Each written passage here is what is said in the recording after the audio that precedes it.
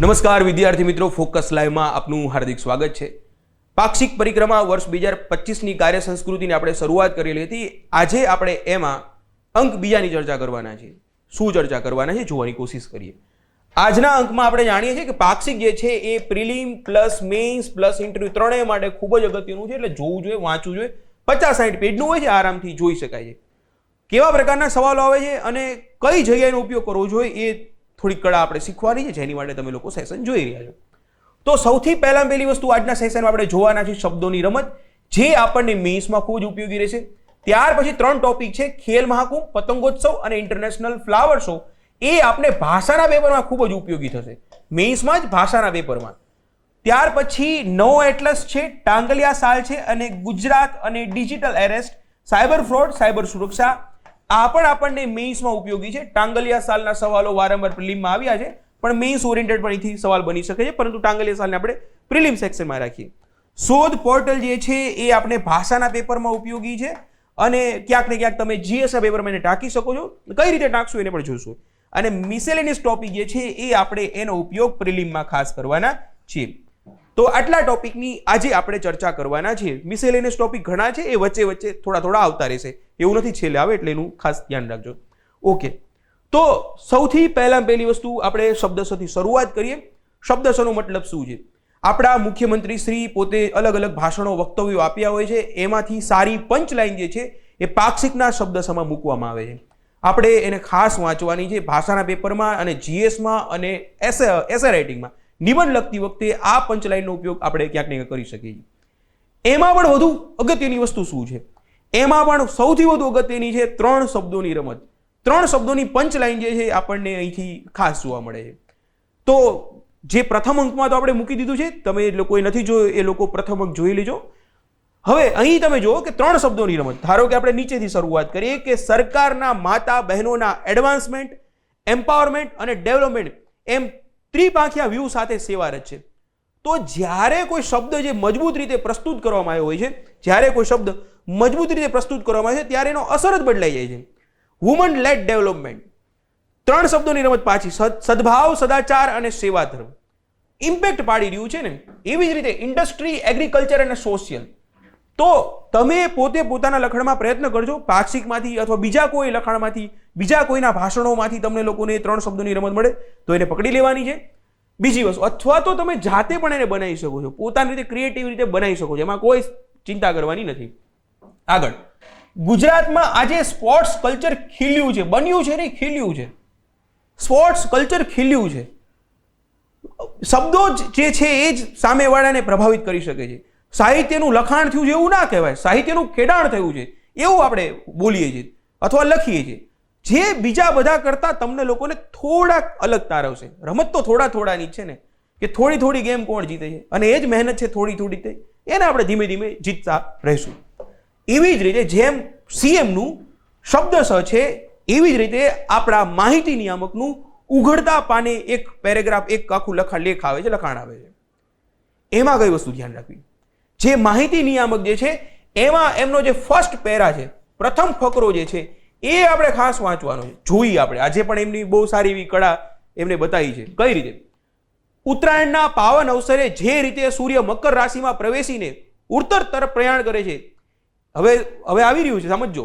એ જ રીતે ગુજરાત વિકાસ યાત્રાના નભો મંડળમાં ઉત્તરથી સર્વોત્તમ તરફ પ્રયાણ કરી રહ્યું છે। સામાન્ય વાત નથી કરી કે ભાઈ ગુજરાતનો વિકાસ થાય છે ને, એવી વાત નહીં કે નભો મંડળમાં એ ઉત્તમથી સર્વોત્તમ તરફ જઈ રહ્યું છે।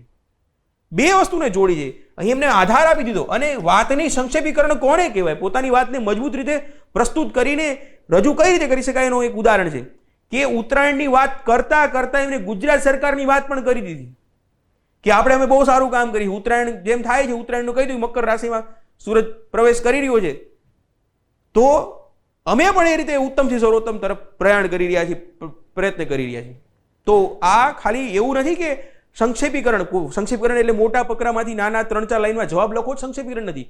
જે વાત જે છે એને ટૂંકમાં કઈ રીતે પ્રસ્તુત કરી દેવી એ સંક્ષેપીકરણ છે, અને એ જ વાતને લાંબા સ્વરૂપમાં કઈ રીતે પ્રસ્તુત કરવી એ પણ કળા છે। અહીં સંક્ષેપમાં કીધું છે અને એ જ પાક્ષિકમાં વિસ્તૃત રીતે પણ કીધું છે। તો બે વસ્તુ આપણે શીખીએ છીએ કે સંક્ષેપીકરણ પણ શીખીએ છીએ, કોમ્પ્રિહેન્શનની સ્કિલ પણ શીખીએ છીએ અને એસે રાઇટિંગની સ્કિલ પણ આપણે આ પાક્ષિકમાંથી શીખી શકીએ છીએ. હું પહેલાં શરૂઆતમાં પાક્ષિકને બહુ એટલું બધું મહત્વ નહોતું આપતો, પણ ધીમે ધીમે એકેડેમિક ફિલ્ડમાં હું પોતે ટીચિંગ લાઇનમાં જ્યારે આવ્યો ત્યારથી મને ધીમે ધીમે એનું મહત્વ વધુ સમજાણું છે કે જે બહુ બધી વસ્તુ સામાન્ય લાગતી વસ્તુ અહીં આપણને મળી રહી છે. જોઈએ ઉઘડતા પાણીમાં બીજી અન્ય વસ્તુ શું મળે છે કે સંપૂર્ણ પાક્ષિકનો જે સારાંશ કહી શકાય અથવા તો જે એક વ્યૂ જે છે આપણને જોવા મળે છે. આ કેમ વાંચવું જોઈએ? આપણને ખબર છે કે આપણે લોકો નિબંધ લેખન લખીએ છીએ અને નિબંધમાં જે ઇન્ટ્રો લોકો લખે છે, શરૂઆત જે કરે છે એમાં કોઈ ડેટાથી, કોઈ રિપોર્ટથી, કોઈ ઇન્ડેક્સથી શરૂઆત કરે છે, કોઈ પોતે એનેક્ડોટ્સથી શરૂઆત કરે છે, સ્ટોરીથી કરે છે શરૂઆત, કોઈક આખું જે નિબંધ લખવાના છે, જે પણ નિબંધ હોય, ધારો કે સ્ત્રી સશક્તિકરણનો નિબંધ લખવાના છે અથવા તો એન્વાયરમેન્ટનો નિબંધ લખવાના છે, તો જે સંપૂર્ણ નિબંધ લખવાના છે એનો એક વ્યૂ આપી દે છે કે હું આગળ શું ચર્ચા કરવાનો છું. એક આયામ છે. તો અલગ અલગ રીતે લોકો લખી રહ્યા છે. તો આ લખાણ આપણી માટે નિબંધ લેખનમાં એ રીતે ઉપયોગી છે, એને આઈડિયા તમને એ રીતે આવી શકે કે આખા પાક્ષિકમાં શું ચર્ચા કરવાના છે, સંપૂર્ણ પાક્ષિકમાં મહત્વપૂર્ણ ચર્ચાઓ કઈ છે, એ જ્યારે તમે ઉઘડતા પાને આર્ટિકલ વાંચી લ્યો ત્યારે તમને ખબર પડી જાય કે આ પાક્ષિકમાં શું છે, એનો આત્મા શું છે, તમને એ પકડાઈ જાય. જેમ કે ઉત્તરાયણની વાત કરી દીધી, ખેલ મહાકુંભ આવી જશે અહીંયા, ખેલ મહાકુંભની ચર્ચા થઈ જશે, નવા જિલ્લાનું નિર્માણ થયું એ પણ તમને લોકોને ખબર પડી જશે, નવી મહાનગરપાલિકાઓના નિર્માણ થયા એ પણ તમને લોકોને ખ્યાલ પડશે. ઉત્તરાયણની ચર્ચા આપણે કરી, ખેલ મહાકુંભ પણ અહીં વાત કરી છે, નવા જિલ્લાની વાત કરી નાખી છે, તો ફ્લાવર શોની અહીં ચર્ચા કરી નાખી છે. તો એમણે પોતે છેલ્લે લખ્યું છે અને બહુ મજબૂત શબ્દો લખ્યા છે કે આખું વાત કરી છે કે આટલી વસ્તુ આપણે પાક્ષિકમાં ચર્ચા કરવા, પણ છેલ્લે શું લખ્યું છે એમણે કે જેનો ચિતાર વાંચકોને આ અંકમાં વાંચવા મળશે મને પૂર્ણ વિશ્વાસ છે. જેનો ચિતાર શબ્દો જો આ જ વસ્તુ તમે પોતે જ્યારે તમે ઉદ્બોધન મુખ્યમંત્રીનું તૈયાર કરી રહ્યા છો ત્યારે આ વસ્તુનો ઉપયોગ કરી શકો ને ક્યાંક ને ક્યાંક. નથી લોકો કરતા. જેનો તમે પોતે સીએમ તરીકે સીએમનું ઉદ્બોધન લખી રહ્યા તમે ક્યાંક છેલ્લે અંતમાં આવી લાઈન તમે પ્રસ્તુત કરી દો, લખાણ લખી દો તો અસર કરવાની છે કે જેનો ચિતાર લોકોને મળશે, જેનો ચિતાર લોકોને મળશે તો વાંચક વર્ગને મળશે, XYZ ને મળશે, પ્રભાવ પડી રહ્યો છે. તો આ જ વસ્તુ છે કે ભાષા સુધી અહીંથી આપણને મળી રહી છે. તો શરૂઆત કરી આપણે મહત્વપૂર્ણ આર્ટિકલની. સૌથી પહેલો આર્ટિકલ આપણે આજે ખેલ મહાકુંભને સમજવાનો છે. અહીંથી અગત્યની ઇન્ફોર્મેશન જોવાની છે. આ ટોપિકમાંથી કેવા પ્રકારના સવાલો બની શકે છે ભાષાના પેપરમાં, ખાસ કરીને ભાષાના પેપરમાં તમને લોકોને કઈ પ્રકારનો સવાલ બની શકે છે. પહેલું સીએમ મુખ્યમંત્રીનું ઉદ્બોધન પૂછી શકે છે કે મુખ્યમંત્રીશ્રીનું ઉદ્બોધન તૈયાર કરો, અથવા તો તમને લોકોને અહેવાલ લખવા માટે તમને લોકોને કહી શકે છે કે તમે લોકો અહેવાલ લખો. તમે ખેલ મહાકુંભની મુલાકાત લીધી છે, તમારા અનુભવોને વર્ણવતો અહેવાલ પ્રસ્તુત કરો. અથવા તો ખેલ મહાકુંભની શરૂઆત થવાની છે રાજકોટ ખાતે, ત્યાં મુખ્યમંત્રીશ્રીનું ઉદ્બોધન તૈયાર કરો, એનું ભાષણ તૈયાર કરો. બે પ્રકારના સવાલ બની રહ્યા છે. તો ઉપયોગ કઈ રીતે કરશું? અથવા તો કોઈ પણ આર્ટિકલ વાંચીએ છીએ આ પાક્ષિકમાંથી તો એને કઈ વસ્તુ જોવાની છે? આખું વાંચીએ છીએ એમાંથી થોડી ઘણી વસ્તુ આપણે જોવાની હોય છે. કઈ વસ્તુ સમજવાની કોશિશ કરીએ. એક તો ત્યાંથી આપણને અગત્યનો ડેટા જે છે એ આપણે લેવાનો છે. બહુ ઓછો ડેટા લેવાનો છે, પણ અગત્યનો ડેટા આપણે લઈ લેવાનો છે. યુનિક વસ્તુ તમને જ્યારે પણ લાગતી હોય, જે વસ્તુ યુનિક જે છે એ યુનિકને તમારે પોતે લઈ લેવાની છે કે આ વસ્તુ મને યુનિક લાગી રહી છે. દરેક માટે અલગ અલગ હશે. હું અત્યારે મને જે સારું લાગે છે એ કહી રહ્યો છું. તમે પોતે આ જ વસ્તુમાંથી તમને જે સારું લાગે છે તમે ગ્રહણ કરો. હું એક આઈડિયા આપી શકું છું. તો ડેટા જે યુનિક વસ્તુ તમને લાગતી હોય એને લેવાની. પંચ લાઈન જે છે એને છોડવાની જ નથી. જે પણ તમને લોકોને પંચ લાઈન દેખાતી હોય એ પંચ લાઈનને આપણે લઈ જ લેવાની છે કે આ પંચ લાઈન છે, મજબૂત લાઈન છે અને એને ટાંકવાની છે. ફાયદો શું છે? ફાયદો એ છે કે ભલે ખેલ મહાકુંભમાં એનો ઉપયોગ ના કરી શકીએ, બીજી જગ્યાએ કરશું, અલગ પ્રકારનો સવાલ આવશે તો. ભાષાના પેપરમાં આપણે જાણીએ છીએ કે ભાષાના પેપરમાં ભાષા સુધી જોતા હોય સામાન્ય રીતે, પરંતુ ભાષા સુધીમાં તે તમારી પાસે GS જ્યારે હશે, તમારી પાસે કન્ટેન્ટ હશે તો લખવામાં તમને સ્પીડ મળશે. મેઇન્સમાં પ્રોબ્લેમ શું થતો હોય છે કે સમય ખૂટતો હોય છે, અને લેંગ્વેજના પેપરમાં સમય બહુ મોટી, બધા જ પેપરમાંથી GPSC 1-2ની જ વાત કરું તો 6 પેપરમાંથી સૌથી વધુ તકલીફ તો ગુજરાતી લેંગ્વેજના પેપરમાં જ પડે છે કે સમય ખૂટી જાય છે. કેમ? કારણ કે કન્ટેન્ટ આપણી પાસે ત્યારે બનાવવું પડતું હોય છે, ઘણું રેડી હોય છે તો પણ બનાવવું પડતું હોય છે. એ એફર્ટ આપણે થોડી ઘણી નાખવાની હોય છે. જે ઇંગ્લિશ મીડિયમના સ્ટુડન્ટ છે તો ખાસ જોવાનું છે તમારા લોકોએ કે ફાયદો સીધો તમને લોકોને થવાનો છે. યસ, હજી આપણે આની વાત કરી નાખીએ આપણે ખેલ મહાકુંભની. તો ખેલ મહાકુંભમાં પહેલી વસ્તુ કે વર્ષ 2000 અને 10થી એની શરૂઆત થયેલી છે. ત્યારે આપણા ચીફ મિનિસ્ટર તરીકે નરેન્દ્ર મોદી હતા ત્યારથી એની શરૂઆત થયેલી છે. બીજી વસ્તુ જોડવાની છે કે ખેલ મહાકુંભ જે સ્પોર્ટ્સની વાત કરીએ, સ્પોર્ટ્સમાં શું મહત્વનું કર્યું છે, તો 2002માં જ્યારે સીએમ બને છે, એટલે 2002 લોકો માઇલસ્ટોન રાખ્યો છે કારણ કે પ્રધાનમંત્રી આપણા ત્યારે સીએમ બન્યા હતા એના કારણે. ત્યારે 2002માં જે સ્પોર્ટ્સ માટેનું જે બજેટ હતું ને એ માત્ર 2.5 કરોડનું હતું. ને આવા પ્રકારના ડેટા તમારે ઉપયોગ કરવાના હોય છે. આ જ વસ્તુ છે જે તમારી વાતને વધુ તમારી વાતને સાબિત કરશે. હું જે બોલી રહ્યું છું એ સાબિત ક્યારે થશે? જ્યારે હું કોઈક એક્ઝામ્પલ આપીશ, જ્યારે કોઈ ડેટા આપીશ, જ્યારે હું કોઈક એવિડન્સ આપીશ, પ્રૂફ આપીશ. તો પોતે તમે મેઇન્સમાં લખી રહ્યા છો, ઇરિસ્પેક્ટિવ ઓફ કોઈ પણ ટોપિકની ચર્ચા કરીશું, ત્યારે તમારે લોકોની પહેલી ફરજ છે તમે જે વાત કહી રહ્યા છો એના માટેનો એવિડન્સ આપો, પ્રૂફ આપો. તમે લોકો પ્રૂફ ક્યાંથી આપશું? આપણે ડેટાથી. ઘણા લોકો કહે છે ડેટાનો ઉપયોગ કરો, રિપોર્ટનો ઉપયોગ કરો, ઇન્ડેક્સનો ઉપયોગ કરો, ઇન્ડાઇસિસનો ઉપયોગ કરો. કેમ કરવાનો? એનો આત્મા આ છે કે તમારી પોતાની વાતને પ્રૂફ કરવા માટે, એને પ્રૂવ કરવા માટે, એને સાબિત કરવા માટે તમારે કોઈક એવિડન્સ આપવા પડશે. તમે એમના ડેટા નથી નાખવાનો, પોતાની વાતને સાબિત કરવા માટે ઉપયોગ કરવાનો છે. તો એ યાદ રાખજો, કારણ કે અહીં હું મેઇન્સના પેપર જેટલા ચેક કરું છું એમાં ઘણા બધા એમ કે મેં તો ડેટા ઉપયોગ કર્યો છે, પણ પ્રોબ્લેમ એ થતો ડેટા એમના રેન્ડમલી ઉપયોગ કર્યો છે વાતને સાબિત કરવા માટે, પોતાની આર્ગ્યુમેન્ટને સાબિત કરવા માટે. તો જ્યારે સ્પોર્ટ્સની વાત કરવામાં, તમે જ્યારે કહી રહ્યા છો કે સ્પોર્ટ્સમાં જનરલ વાત, કોઈ પણ સ્પોર્ટ્સની તમે કરતા હોય કે સ્પોર્ટ્સમાં હવે આપણે સારું કામ કરીએ છીએ, એવું તમે એક આર્ગ્યુમેન્ટ આપી, એક તમે પોતાની વાતને પ્રસ્તુત કરી કે સ્પોર્ટ્સમાં આપણે ધીમે ધીમે સારું કામ કરી રહ્યા છીએ. કઈ રીતે કહેશો? કે ત્યારે તમે ડેટા આપી શકો કે 2002માં આપણે 2.5 કરોડ રૂપિયા સુધીનું બજેટ આપતા હતા, પરંતુ હવે એ જે બજેટ જે છે એ 352 કરોડનું થઈ ગયું છે. તો પ્રભાવ પડશે કે આ વાત બરોબર છે, આની પાસે મુદ્દો વેલિડ છે, એમના હવામાં ગોળીબાર નથી કર્યો વ્યક્તિ. એક તો વસ્તુ આ છે. યસ, 2010માં એની શરૂઆત થઈ હતી ને ત્યારે 16 લાખ ખેલાડીઓએ ભાગ લીધો હતો, અને આ વર્ષે 71 લાખથી વધુ રજીસ્ટ્રેશન થયા છે. તો શરૂઆત થઈ હતી ત્યારે 16 લાખ અને આ વખતે 70 લાખથી વધુ રજીસ્ટ્રેશન થયા છે. વિચાર કરો કે 10-15 વર્ષમાં એ જે સિદ્ધિ જે છે આપણે ઉત્તરોત્તર વધારી રહ્યા છીએ. તો આ ડેટાનો ઉપયોગ કરી શકો છો. આગળ બીજી વસ્તુ મેઇન કઈ છે કે આપણે વાત કરી પ્રમાણે કે એક તો બજેટ વધારી નાખ્યું છે. બજેટની સાથે સાથે મેઇન વસ્તુ બજેટ વધાર્યું છે એની ઇમ્પેક્ટ તો પડવી જોઈએ ને. ધારો કે એક આર્ગ્યુમેન્ટ આપણે આપી દીધી કે ભાઈ ચલો બજેટ વધારી દીધું, તો બજેટ વધાર્યું તો શું? તો જ્યારે 2002માં જે 3 સ્પોર્ટ્સ કોમ્પ્લેક્સ હતા ટોટલ, એ આજે 22 જિલ્લામાં 24 જેટલા સ્પોર્ટ્સ કોમ્પ્લેક્સ બન્યા છે. 22 જિલ્લામાં 24 જેટલા સ્પોર્ટ્સ કોમ્પ્લેક્સ આપણે બનાવ્યા છે, અને હજી પણ આગળ 13 કોમ્પ્લેક્સ તો હજી બાંધકામ ચાલી રહ્યું છે. 13 કોમ્પ્લેક્સનું બાંધકામ ચાલી રહ્યું છે. તો આ તમારે માત્ર ખેલ મહાકુંભ માટે નહીં, આ ડેટા તમારે લોકોએ ગુજરાત સ્પેસિફિક સ્પોર્ટ્સની કોઈ પોલિસીની વાત હોય, સ્પોર્ટ્સની કોઈ ચર્ચા હોય, ત્યારે પણ તમે આનો ઉપયોગ કરી શકો છો. બીજા તો અમુક ડેટા છે. બીજી વસ્તુ આગળ કે નરેન્દ્ર મોદી સ્ટેડિયમ પાસે 233 એકરમાં સરદાર વલ્લભભાઈ પટેલ સ્પોર્ટ્સ કોમ્પ્લેક્સ એન્ક્લેવ્સનું નિર્માણ થયું છે. આ ડેટા પણ તમે લોકો વાંચી લેજો, અગત્યનો છે.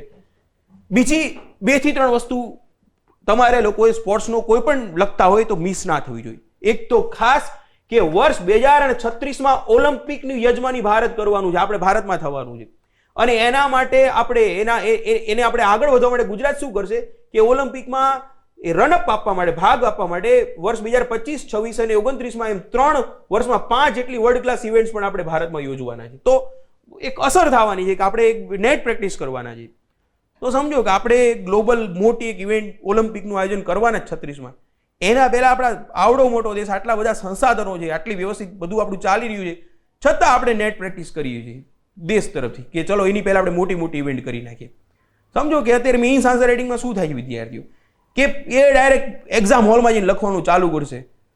પોતે લખો, તમ તારે પોતાની રીતે લખો, પોતાના મિત્રોને લખો, લખીને દેખાડો, પણ લખવાનું પ્રેક્ટિસ તો બહુ જરૂરી છે, ખૂબ અગત્યની છે. લખતા રહેજો. બીજી વસ્તુ કે હા, એક બહુ સરસ શબ્દોની પણ રમત અહીં પણ છે કે છેવાડાના વિસ્તારથી લઈને મહાનગર સુધીના ખેલ કૌશલ્યને બહાર આવવાનું અને નિખરવાનું પ્લેટફોર્મ મળ્યું છે. તો આ પ્રકારનો શબ્દો વાપરવાના છે. બીજું તો 2010નું મેં તમને લોકોને ડેટા ઓલરેડી આપ્યો છે. કુલ 45 કરોડ રૂપિયાના ઇનામ ને બધું આપ્યું છે. એ પણ એક ડેટા છે, ઇન્ફોર્મેશન છે, પ્રતિભા પુરસ્કાર અને એ પ્રકારની ઇન્ફોર્મેશન છે, એને પણ જોઈ લેજો. મેઇન આટલી વાત છે કે આટલો તમારી ઇન્ફોર્મેશન ત્યાં તમારી આવી જોઈએ. એ જ રીતે આગળ આપણે બીજું અગત્યનો છે પતંગોત્સવ. આમાં પણ તમને લોકોને મુખ્યમંત્રીશ્રીનું ઉદ્બોધન પૂછી શકે છે, અથવા કાઇટ ફેસ્ટિવલમાં, અથવા તો તમને લોકોને આ પ્રશ્ન એક બે વાર તો પૂછાઈ ગયા છે, જીપીએસસી મેઇન્સમાં પૂછાઈ ગયા છે. એટલે પતંગોત્સવ દર વર્ષે તૈયાર જ કરવાનું. ભલે તમને લોકોને લાગતું પૂછાઈ ગયું છે, 4-5 વર્ષ પહેલા પૂછાયું, ફરી વાર પૂછી નાખો ક્યાં જાવ, તો પૂછી શકે છે. મુખ્યમંત્રીશ્રીનું ઉદ્બોધન પૂછી શકે છે, અથવા તો તમને લોકોને રિપોર્ટ ઇંગ્લિશમાં રિપોર્ટ રાઇટિંગમાં, અથવા તો અહેવાલમાં પૂછી શકે છે. અહીં ચર્ચાપત્ર નહીં બને, સાયબર ફ્રોડમાં ચર્ચાપત્ર બનશે. એ આપણે જોવાનું છે. પછી પૂછી પણ નાખે, પણ જનરલ આપણે એક ધારણા એવી રીતે કરી શકીએ કે તમારે લોકોએ જોવું પડશે કે ઉદ્બોધન ક્યાં પૂછશે, અહેવાલ લેખન ક્યારે પૂછશે, અથવા ટોપિકમાંથી ખરેખર ચર્ચાપત્ર બને છે કે નથી બનતું. તો જ્યારે કોઈ સંવેદનશીલ ટોપિક હોય ત્યારે ચર્ચાપત્ર બનતું હોય છે. ધારો કે સાયબર ફ્રોડ, સાયબર સુરક્ષા, ડિજિટલ એરેસ્ટ, તો ત્યારે ચર્ચાપત્ર બની શકે, સંભાવના છે. ત્યારે મુખ્યમંત્રીશ્રીનું ઉદ્બોધન કેવી રીતે બનાવશું? અહીં કોઈ ઇનોગ્રેશન થતું હોય, કોઈ ઉદઘાટન થતું હોય, ત્યારે મુખ્યમંત્રીશ્રીનું ઉદ્બોધન છે બનતું હોય છે. તો અહીં ઉદઘાટન થઈ રહ્યા છે, એટલા માટે આપણે ઉદ્બોધન તૈયાર સાથે સાથે કરવાના છે. હવે એ ઉદ્બોધનને તમારે તમારી રીતે લખવાના છે. એ શબ્દોની જે આપણે ડેટા છે એનો ઉપયોગ કરીને તમારે કહેવાનું છે, જેટલા બને એટલા મેક્સિમમ ડાયમેન્શન સાથે. ઓકે, પતંગોત્સવમાં આપણે પહેલી વસ્તુ શું યાદ રાખશું? પતંગોત્સવમાં પહેલી વસ્તુ આપણે આપણા જે માહિતી નિયામકે જે માહિતી આપી છે એમાં લઈશું કે ભાઈ જે રીતે સૂર્ય મકર રાશિમાંથી પ્રવેશીને ઉત્તર તરફ પ્રયાણ કરે છે. તમે કદાચ સીએમ જ બોલી રહ્યા સમજો. હવે એવી વસ્તુ વિચાર કરો કે આ જ વસ્તુ સીએમ બોલી રહ્યા તો સારું લાગવાનું છે ને, તો એને ત્યાં પકડી પાડવાનું. અચ્છા, આ મને જોવા મળ્યું છે, સારું લાગ્યું છે. હવે સીએમ બોલી રહ્યા છે. હવે સમજો, ઉત્તરાયણના પાવન અવસરે જે રીતે સૂર્ય મકર રાશિમાં પ્રવેશીને ઉત્તર તરફ પ્રયાણ કરે છે, એ જ રીતે ગુજરાત વિકાસ યાત્રાના નભોમંડળમાં ઉત્તમથી સર્વોત્તમ તરફ પ્રયાણ કરી રહ્યું છે. સારું લાગી રહ્યું છે તો ટાંકી દેવાનું. કદાચ ગવર્નર બોલતા હોય તો ગવર્નરને ટાંકી દેવાના, કદાચ પ્રધાનમંત્રી આવે તો એમને ટાંકી દેવાના, આપણા ગૃહમંત્રી આવે તો એમને ટાંકી દેવાના, જે પણ આવ્યા, જે ઉદ્બોધન કરી રહ્યા છે એમને ટાંકી દેવાના. બસ આપણે તો હેરફેર જ કરવાની છે થોડી, અને સરકારનો ડેટા છે એટલે હેરફેર કરવામાં આપણે વાંધો પણ નથી. ઓકે, તો પતંગોત્સવમાં કઈ વસ્તુ તમારે લોકોએ યાદ રાખવાની છે? કદાચ તમને લોકોને પૂછી નાખે તો કઈ વસ્તુ હોઈ શકે? એક તો મકર, જે ભગવાન સૂર્યનારાયણ મકર રાશિમાં પ્રવેશ કર્યા છે, પણ એક વસ્તુ જે છે મિસ ના થવી જોઈએ. જે આના પહેલા અમે જ્યારે પતંગોત્સવનો એક સવાલ બનાવ્યો હતો ત્યારે મિસ થયો હતો. પતંગોત્સવમાં નહીં, કોઈ પણ ઉત્સવમાં તમારે લોકોએ આ ટોપિકને એડ કરવાનો છે. કોઈ પણ ઉત્સવની વાત હોય ત્યારે એનો ઉપયોગ કરવાનો છે. જો હવે આ એનો ફાયદો છે, પતંગોત્સવથી આપણને એટલી માહિતી મળે છે કોઈ પણ ઉત્સવમાં આપણે કઈ વસ્તુ મિસ નથી કરવાની. એક છે રોજગાર અને એક છે પ્રવાસન. આ એની સાથે જોડાયેલા મુદ્દાઓ છે. સરકાર સામાન્ય રીતે કોઈ પણ ઉત્સવોને પ્રોત્સાહન આપી રહી છે તો એમનો કંઈક પાછળનો એક ઈરાદો પણ હશે. શું ઈરાદો હોઈ શકે છે? જે પણ ઉત્સવ ઉજવી રહી છે એ ઉત્સવ જ્યારે પ્રમોટ થશે તો ઇકોનોમી વધુ મજબૂત થવાની છે. કઈ રીતે? વધુ રોજગાર ઉત્પન્ન થવાના છે, અને આવા પ્રકારના ઉત્સવથી મોટી ઇમ્પેક્ટ જે છે એ તો પ્રવાસનને આવી રહી છે. ધારો કે કાઇટ ફેસ્ટિવલ ગણીએ, પતંગોત્સવ ગણીએ, અથવા તો જે આપણે ફ્લાવર શો જોવાના છે ફ્લાવર શોને જોઈએ. મોઢેરાનું આપણે સૂર્ય મંદિરનો જ્યારે કોઈ ઉત્સવ હશે, ઉત્તરાર્ધ કે એની વાત કરશું, ત્યારે પણ આ જ વસ્તુ થવાની છે કે રોજગાર મળવાનો છે, પ્રવાસન ઉદ્યોગ વિકસિત થવાનો છે. તો જ્યારે પણ તમને જે પણ લખી રહ્યા છો, જે પણ ઉત્સવો લખી રહ્યા છો, ત્યારે તમારે લોકોએ અમુક એના હાથમાં યાદ રાખી લેવાના છે કે હવે અચ્છા કોઈ પણ ટોપિક આવશે ત્યારે એ રોજગાર અને પ્રવાસન તો મારે છૂટવું ના જોઈએ. એમાં ખાસ કરીને પ્રવાસન ઉત્સવો જ્યારે હશે ત્યારે પ્રવાસન તમારાથી ભૂલથી છૂટી જવું ના જોઈએ. ધારો કે અહીં તમને લોકોને અહેવાલ પ્રસ્તુત કરવાનું કીધું છે, તમે પોતે ગયા છો અહેવાલ પ્રસ્તુત કરવા માટે, અને તમે પતંગોત્સવમાં ગયા ને તમે તમારા મિત્રો સાથે ગયા છો, તમે પતંગ ઉડાડીને પાછા આવતા રહો તો ભેગું ના થાય, તો મજા ન આવે સામે વડાને. તમારે પતંગ ઉડાડવાના, તે જોવાના, ખરા નિહાળવાના. ઇન્ટરનેશનલ કેટલા લોકો આવ્યા છે, પ્રવાસન ઉદ્યોગની વિકાસ થયો છે, આટલા લોકોને રોજગાર થયો છે. આવો પ્રકારનો તમે અહેવાલ લખશો તો તમારો અહેવાલની વેલ્યુ થવાની છે, તો એની ઇજ્જત થવાની છે. તો વસ્તુ નાનકડી લાગતી હોય, ધારો કે આમાં મેં વાત કહી દીધી છે, આ વાત પૂરી થઈ ગઈ છે આમ તો, કારણ કે આપણે આખું વાંચશું તો અંદર ડેટા મળવાનો છે. પણ કઈ વસ્તુ આત્મા શું છે એ દરેક ટોપિકમાંથી, દરેક સબ્જેક્ટમાંથી, તમે યુપીએસસીની તૈયારી કરતા હોય, જીપીએસસીની કરતા હોય કે પીએસઆઈ કોન્સ્ટેબલની કરતા હોય, એક વસ્તુ યાદ રાખવાની કે આપણે જે પણ વાંચી રહ્યા છે એનો આત્મા શું છે, એમાંથી કઈ વસ્તુ ગ્રહણ કરવાની, એને આપણે ગ્રહણ કરવાની છે. હવે આપણે બીજા મુદ્દાઓ જોઈએ. યસ, પતંગોત્સવમાં બીજી વસ્તુ શું છે? ખાલી પતંગો જ નથી.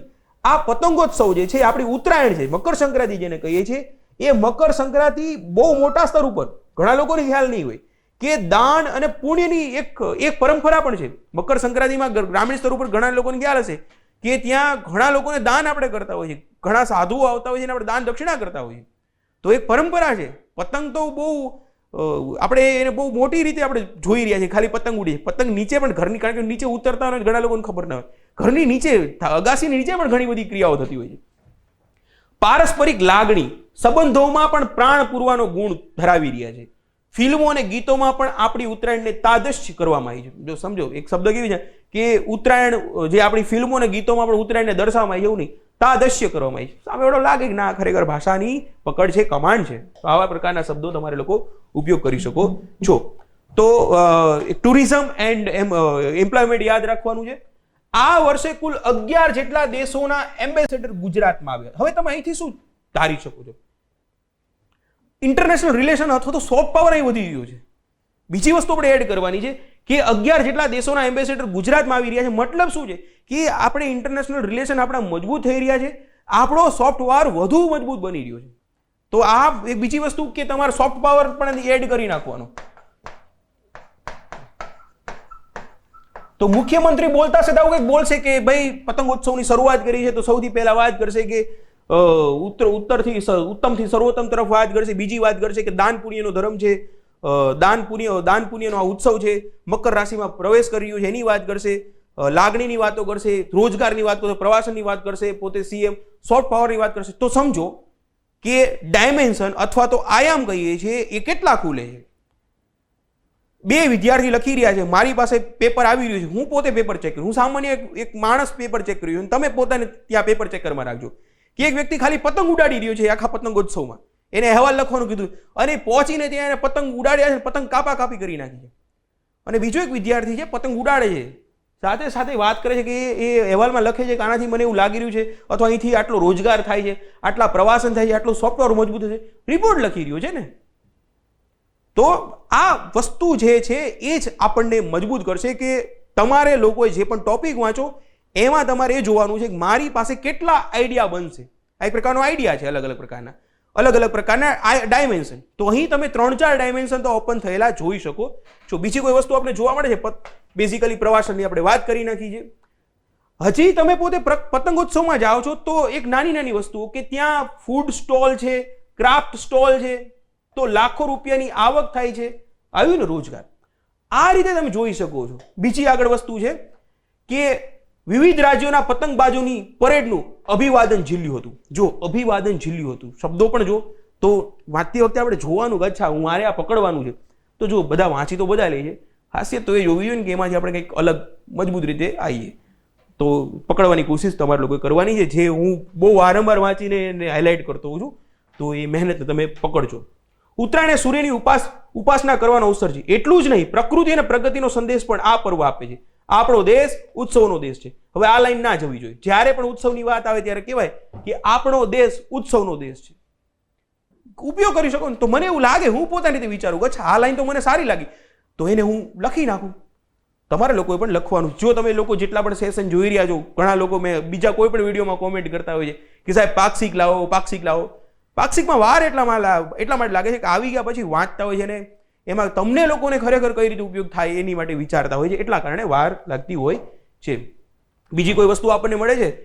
ઓકે, પતંગોત્સવથી પ્રવાસનનો વેગ. તો ડેટા જોશે ને તમારા લોકો કે કઈ સર તમે વાત તો કરી નાખી, તો સ્ટોલની વાત કરી પણ એનાથી થશે. પણ 4-5 વસ્તુ છે. એક તો વસ્તુ એવી છે કે આ અત્યારે આધુનિક સમયમાં સાયન્સ એન્ડ ટેકનોલોજી, આર્ટિફિશિયલ ઇન્ટેલિજન્સના સમયમાં પણ 95% જે કામકાજ જે પતંગનું જે છે એ હાથ વડે થાય છે. તો આ એક મસ્ત વસ્તુ છે, મજબૂત વસ્તુ છે. આ પતંગ ઉપરાંત સ્ટેચ્યુ ઓફ યુનિટી, એકતાનગર થયેલું છે, રાજકોટ, વડોદરા ખાતે તેમજ અલગ લોકેશનનું આપ્યું ત્યાં આયોજન થયું હતું. એમાં આ પતંગોત્સવમાં 55 દેશોના 153 આંતરરાષ્ટ્રીય પતંગબાજો, 12 રાજ્યોના 68 પતંગબાજોએ ભાગ લીધો હતો. તો અહીં આપણને એટલી ખબર પડે છે કે તમે દેશો જોવો, આપણે બધા તમારે દેશો ગોખવાના કહે છે, તમને મન ફાવે દેશ લખી નાખવાનો. અહીંથી પતંગબાજા આવ્યા હતા એટલું હું તમને, જો અહીંયા તમારે ચોરી કરી શકો, તમારે મન ફાવે એટલા દેશો લખી, આંકડો નહીં લખવાનો. જો આંકડો ખબર હોય તો લખવાનું પાછો કે ભાઈ અહીંયા 55 દેશમાંથી આટલા આવ્યા હતા. પણ તમારે પછી દેશ જે હોય બધાને વાંચવાની બેસવાની, ગમે દેશ લખી નાખો. આર્જેન્ટિના હશે જ ત્યાં, ઓસ્ટ્રેલિયા હશે જ તે, બંને છે હશે જ તે. પછી એકાદો આમ નજીક વાળો રાખવાનો કે ત્યાંથી આવ્યા હતા. મોટા ભાગના ફેંકી દેવાનું, કોઈ ઇસ્યુ નહીં. થોડું એવું નાનું ચાલે. બીજી વસ્તુ, રોજગારની અવસરો થાય. કઈ રીતે રોજગારની? હવે જો અહીં બહુ જ અગત્યનો ડેટા માટે જ નહીં, કોઈ પણ જગ્યાએ તમે ઉપયોગ કરશો કે ભાઈ ઉત્સવ થાય છે તો એનો સરકારનો ઉદ્દેશ્ય તમને લોકોને ખબર પડી ગઈ. તો અહીં 12 જિલ્લામાં 444 કારીગરોને પતંગ બનાવવાનું તાલીમ આપી છે. ગુજરાત સરકાર શું કરી રહી છે? હવે આ એક બે ડેટા અગત્યના છે. દેશમાં પતંગ માર્કેટના 65% હિસ્સો ગુજરાત રાજ્ય ધરાવે છે. તો 65% પતંગો તો ગુજરાત બનાવે છે. તો પછી પતંગને આપણે જ પ્રમોટ કરવાના છીએ કે ચલો આપણે પતંગોત્સવ કરીએ. દર વર્ષે ગુજરાતમાંથી દર વર્ષે પતંગો અમેરિકા, યુકે, કેનેડા જેવા દેશોમાં એક્સપોર્ટ થાય છે. હવે વિચાર કરો, આપણો એક્સપોર્ટ છે મતલબ કે આપણી ઇકોનોમી વધુ મજબૂત થવાની છે કે નથી થવાની? સમજો, એક્સપોર્ટ થવાનું છે. તો આવી નાની નાની વસ્તુ યાદ રાખવાની છે. સરકાર છે એ પોતે ટ્રેનિંગ પણ આપી રહી છે, રોજગાર મળી રહ્યો છે. તો આ વસ્તુ તમે લોકો ખાસ યાદ રાખી શકો છો. બીજી વસ્તુ કે આ 95% કામ તો હાથથી થાય છે. તો આ પણ ડેટા ખૂબ અગત્યનો છે.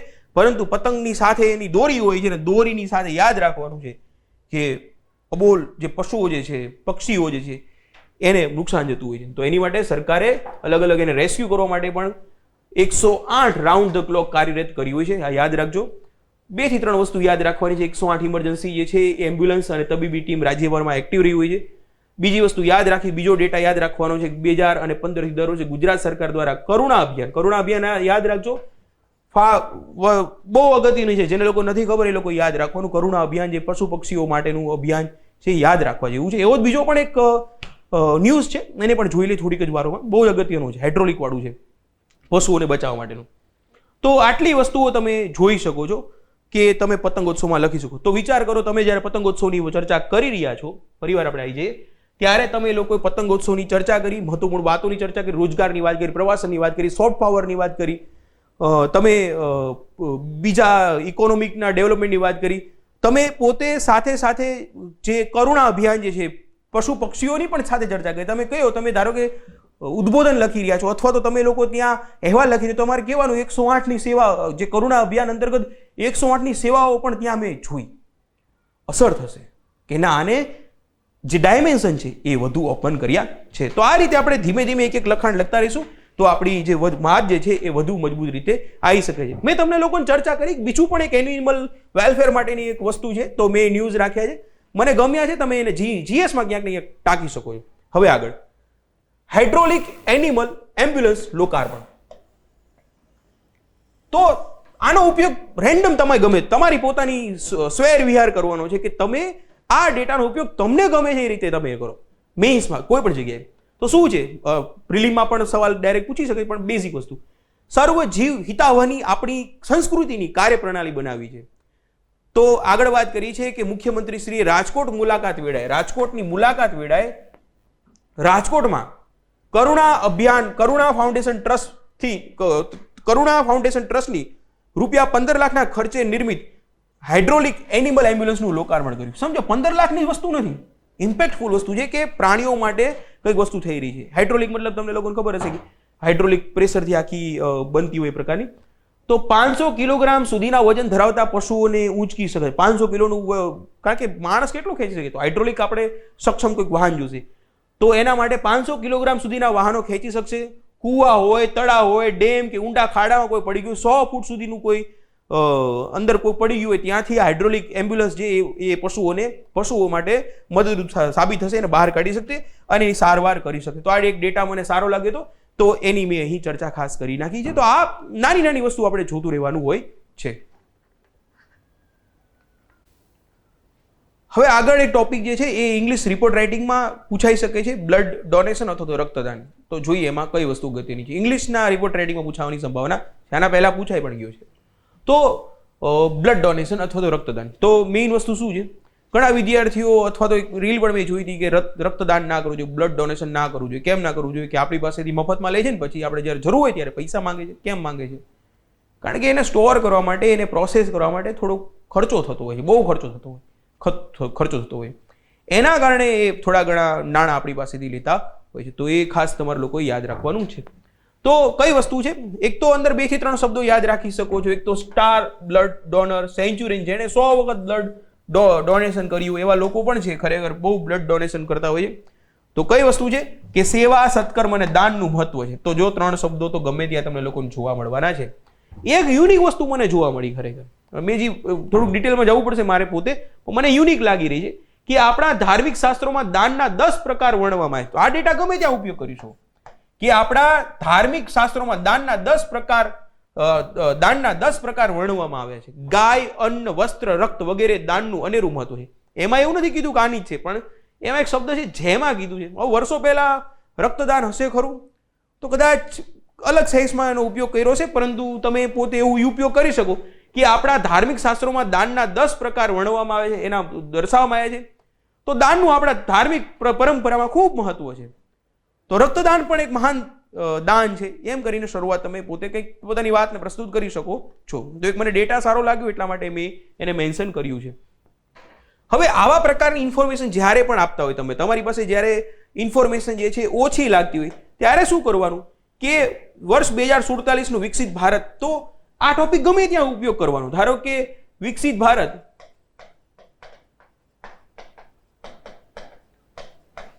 વર્ષ 2047, તો આનો ઉપયોગ તમે ગમે ત્યાં કરી શકો. તો જ્યાં એવું લાગે કે અહીં આપણી પાસે ઇન્ફોર્મેશન ખૂટી રહી છે, તો અમુક એવા ડેટા રાખવાના જે બધી જગ્યાએ ઉપયોગ થાય. તમને લાગે ખૂટી ગઈ વાત, તો ચાલુ કરી દેવાનું આયુષ્યમાન ભારત, વિશ્વગુરુ બનવાના છે ને એવું બધું થોડું થોડું. પણ એ ક્યારે ઉપયોગ કરવો તમને લોકો ધીમે ધીમે સમજાશે કે ભાઈ જ્યારે કન્ટેન્ટ ખૂટે ત્યારે અમુક પ્રકારની ચોરી કરવી, અને ચોરી કેવી કરવી, મજબૂત ચોરી કરવી. તો અમુક ઘણા વિદ્યાર્થી કહેતા હોય છે કે સર એ મને ખબર નથી છતાં પણ સારું લખાણ થઈ ગયું. કેમ?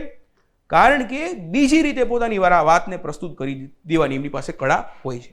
તો એ વિકસિત આપણે કરવાની છે. એક સવાલ છે, वो આપણે ટેલિગ્રામ ચેનલમાં મૂકેલો છે, અને મૂકીને તરત ઘણા બધા લગભગ 60-70 લોકોએ તો એનો રિપ્લાય પણ આપી દીધો છે, જવાબ લખીને મોકલી દીધા છે. શું છે? તમે તમારા પરિવાર સાથે ઇન્ટરનેશનલ ફ્લાવર શોની મુલાકાત લીધી. તમારા અનુભવોને વર્ણવતો અહેવાલ 150 શબ્દોમાં લખો. આ જે છે એમાં પોતે જે ફ્લાવર જે છે, ફૂલ જે છે, એ પોતે પોતાની વાત કરી રહી છે. લખું છું શબ્દોને પુષ્પ થઈ લીખી લે, કાગળના એ શબ્દો કોઈની પ્રેરણા બને. લખું શબ્દોને પુષ્પ થઈ ખીલે, કેમ છો વાંચક મિત્રો, હું છું અમદાવાદ ઇન્ટરનેશનલ ફ્લાવર શો નું એક ફૂલ. તો એક ફૂલ પોતાની આત્મકથા કહી રહી છે. આપણા ભાષાના પેપરમાં આત્મકથા નથી, તો આપણે આત્મકથાના સ્વરૂપમાં લખાણ લખવાના નથી, યાદ રાખજો. 1-2 વિદ્યાર્થીઓ અહેવાલ જે આજે મેં મૂક્યા, આજે વિદ્યાર્થીઓએ એ અહેવાલ મોકલી દીધા. તો એમાં એ લોકોએ આત્મકથાના સ્વરૂપમાં ફૂલ બોલતું એ રીતે પોતે અહેવાલ મોકલી દીધો. તો થોડું ધ્યાન રાખવાનું. અહેવાલની સાથે સાથે અહીં મુખ્યમંત્રીશ્રીનું ઉદ્બોધન પણ તમને લોકોને પૂછાઈ શકે, કારણ કે સીએમએ ઉદ્ઘાટન કરેલું છે, તો એમનું ઉદ્બોધન પૂછી શકે છે. જોઈએ આગળ કઈ કઈ વસ્તુ છે, કઈ ડેટાનો ઉપયોગ કરી શકો છો. શબ્દોનો સારામાં સારો ડેટા ઉપયોગ કરી શકો છો કે 50થી વધુ પ્રજાતિના 10 લાખથી વધુ ફૂલો અલગ અલગ આકારમાં ગોઠવાઈને અલગ અલગ સ્વરૂપ આપ્યા છે. તો એક ડેટા છે કે 50થી વધુ સ્પીસીસ છે, પ્રજાતિ છે, 10 લાખથી વધુ ફૂલો છે, અને આગળ 30થી વધુ સ્કલ્પચર્સ એટલે કે એક પ્રકારની આકૃતિઓ બનાવી છે, 30થી વધુ મોટી સ્કલ્પચર્સ બનાવ્યા છે. તો આવા ડેટા ઉપયોગ કરવાનો છે. તો મુખ્યમંત્રી શ્રી ભૂપેન્દ્રભાઈ પટેલે સાબરમતી રિવરફ્રન્ટ ખાતે અમદાવાદ ઇન્ટરનેશનલ ફ્લાવર શો 2025ના પ્રજાજનો માટે ખુલ્લો મૂક્યો છે. બીજી 2 થી 3 ડેટા વિદ્યાર્થીઓએ લખીને ઉપયોગ પણ કર્યો છે, મને ગમ્યું છે કે મુખ્યમંત્રી શ્રીના હસ્તે ટ્રી સેન્સસનું લોન્ચિંગ થયું છે, અને મિશન 3 મિલિયન ટ્રી કોફી ટેબલનું પણ બુક જે છે, કોફી ટેબલ બુક જે છે એનું પર અનાવરણ થયું છે. હવે અહીં મસ્ત વસ્તુ છે, તમે કોઈ પણ જગ્યાએ કોઈ કેમ્પેનમાં જતા હોય તો તમારે લોકોએ આ પ્રકારનું કોઈ કોફી ટેબલ બુક, જો આપણી ગુજરાત સરકારની કાર્ય સંસ્કૃતિમાં એક પ્રકારની પેટર્ન જોવા મળી છે કે ત્યાં અલગ અલગ પ્રકારના સ્ટોલ્સ હશે, ત્યાં અલગ અલગ પ્રકારના આ પ્રકારની બુક્સ હશે. તો બુક ને એનું અનાવરણ પણ જોડે કરતા હોય છે. તો તમને એવું કંઈ યાદ નથી આવતું, તો તમારે પોતાની રીતે કોઈ બુક બનાવી દેવાની. જો નજીકનો ગપ્પો કઈ રીતે મારી શકાય એની એક કળા શીખડાઈ રહ્યો છે. તમારે પોતાની રીતે એવી મસ્ત મજાની બુક બનાવી દેવાની જે એ ટોપિક સાથે રિલેટેડ હોય, અને એ બુકનું તમારે સીએમ કે જે પણ વ્યક્તિ હોય એના હાથે એનું ઉદ્ઘાટન કરાવી દેવાનું, એનું અનાવરણ કરાવી દેવાનું. સાંભળવાનું લાગશે કે ના થોડુંક તો આને ટ્રાય તો કર્યો, ડાયમેન્શન તો ખોલ્યા. તો ઘણા વિદ્યાર્થીઓ પૂછતા હોય છે સર ડાયમેન્શન નથી ખુલતા, શું કરી શકાય? પોતે ડાયમેન્શન બનાવી નાખો. એકાદો ડાયમેન્શન તો લાગુ પડશે, ડાયમેન્શન પોતાની રીતે પણ બનાવી નાખો. જેટલા ડેટા તમને ખબર છે ઠીક છે, બાકી પોતાની રીતે અલગ અલગ આયામ ડાયમેન્શન બનાવી નાખવાના છે. આ રીતે પોતાની રીતે નવી બુક બનાવી નાખવાની. ખબર તો ઠીક છે. તો મિશન 3 મિલિયન ટ્રી કોફી ટેબલનું અનાવરણ કર્યું. ઓકે. બીજી વસ્તુ કે આ ફ્લાવર શોનો ફાયદો શું છે? તો જાગૃતિ અને સસ્ટેનેબિલિટી અંગે ખૂબ જ કારગર સાબિત થશે. જૈવ વિવિધતા અને ઇકો ફ્રેન્ડલી સિસ્ટમને વધુ મજબૂત કરશે. નાગરિકો, મેઇન વસ્તુ જે છે સમજો, નાગરિકો પર્યાવરણ અંગે જાગૃત છે અને જાગૃતિ ફેલાવે છે એ વસ્તુ અહીં સાબિત થવાની છે. તો ફૂલ પોતે આત્મકથા કરી રહ્યું છે. એના કારણે કઈ વસ્તુ છે મેં વાત કરી પ્રમાણે કે અલગ અલગ ફૂલો છે, 10 લાખથી વધુ ફૂલો છે, 10થી વધુ પ્રજાતિઓ છે અને 30થી વધુ કલ્ચર્સ મૂકવામાં આવે છે. જે આ પોઈન્ટ છે સૌથી મોટો પોઈન્ટ છે, જે તમારા લખાણમાં ક્યાંક ને ક્યાંક આવવો જોઈએ. આ જે અલગ અલગ પ્રકારના સ્કલ્પચર્સમાં હાથી, કમળ, વાઇબ્રન્ટ આર્ચિંગ, કેનોપી કલ્ચર, કોણાકનું ચક્ર જે છે, સુશાસનના 23 વર્ગ છે, વગેરે વસ્તુઓ પણ અંદર સિમ્બોલ અંદર બતાવવામાં આવે છે.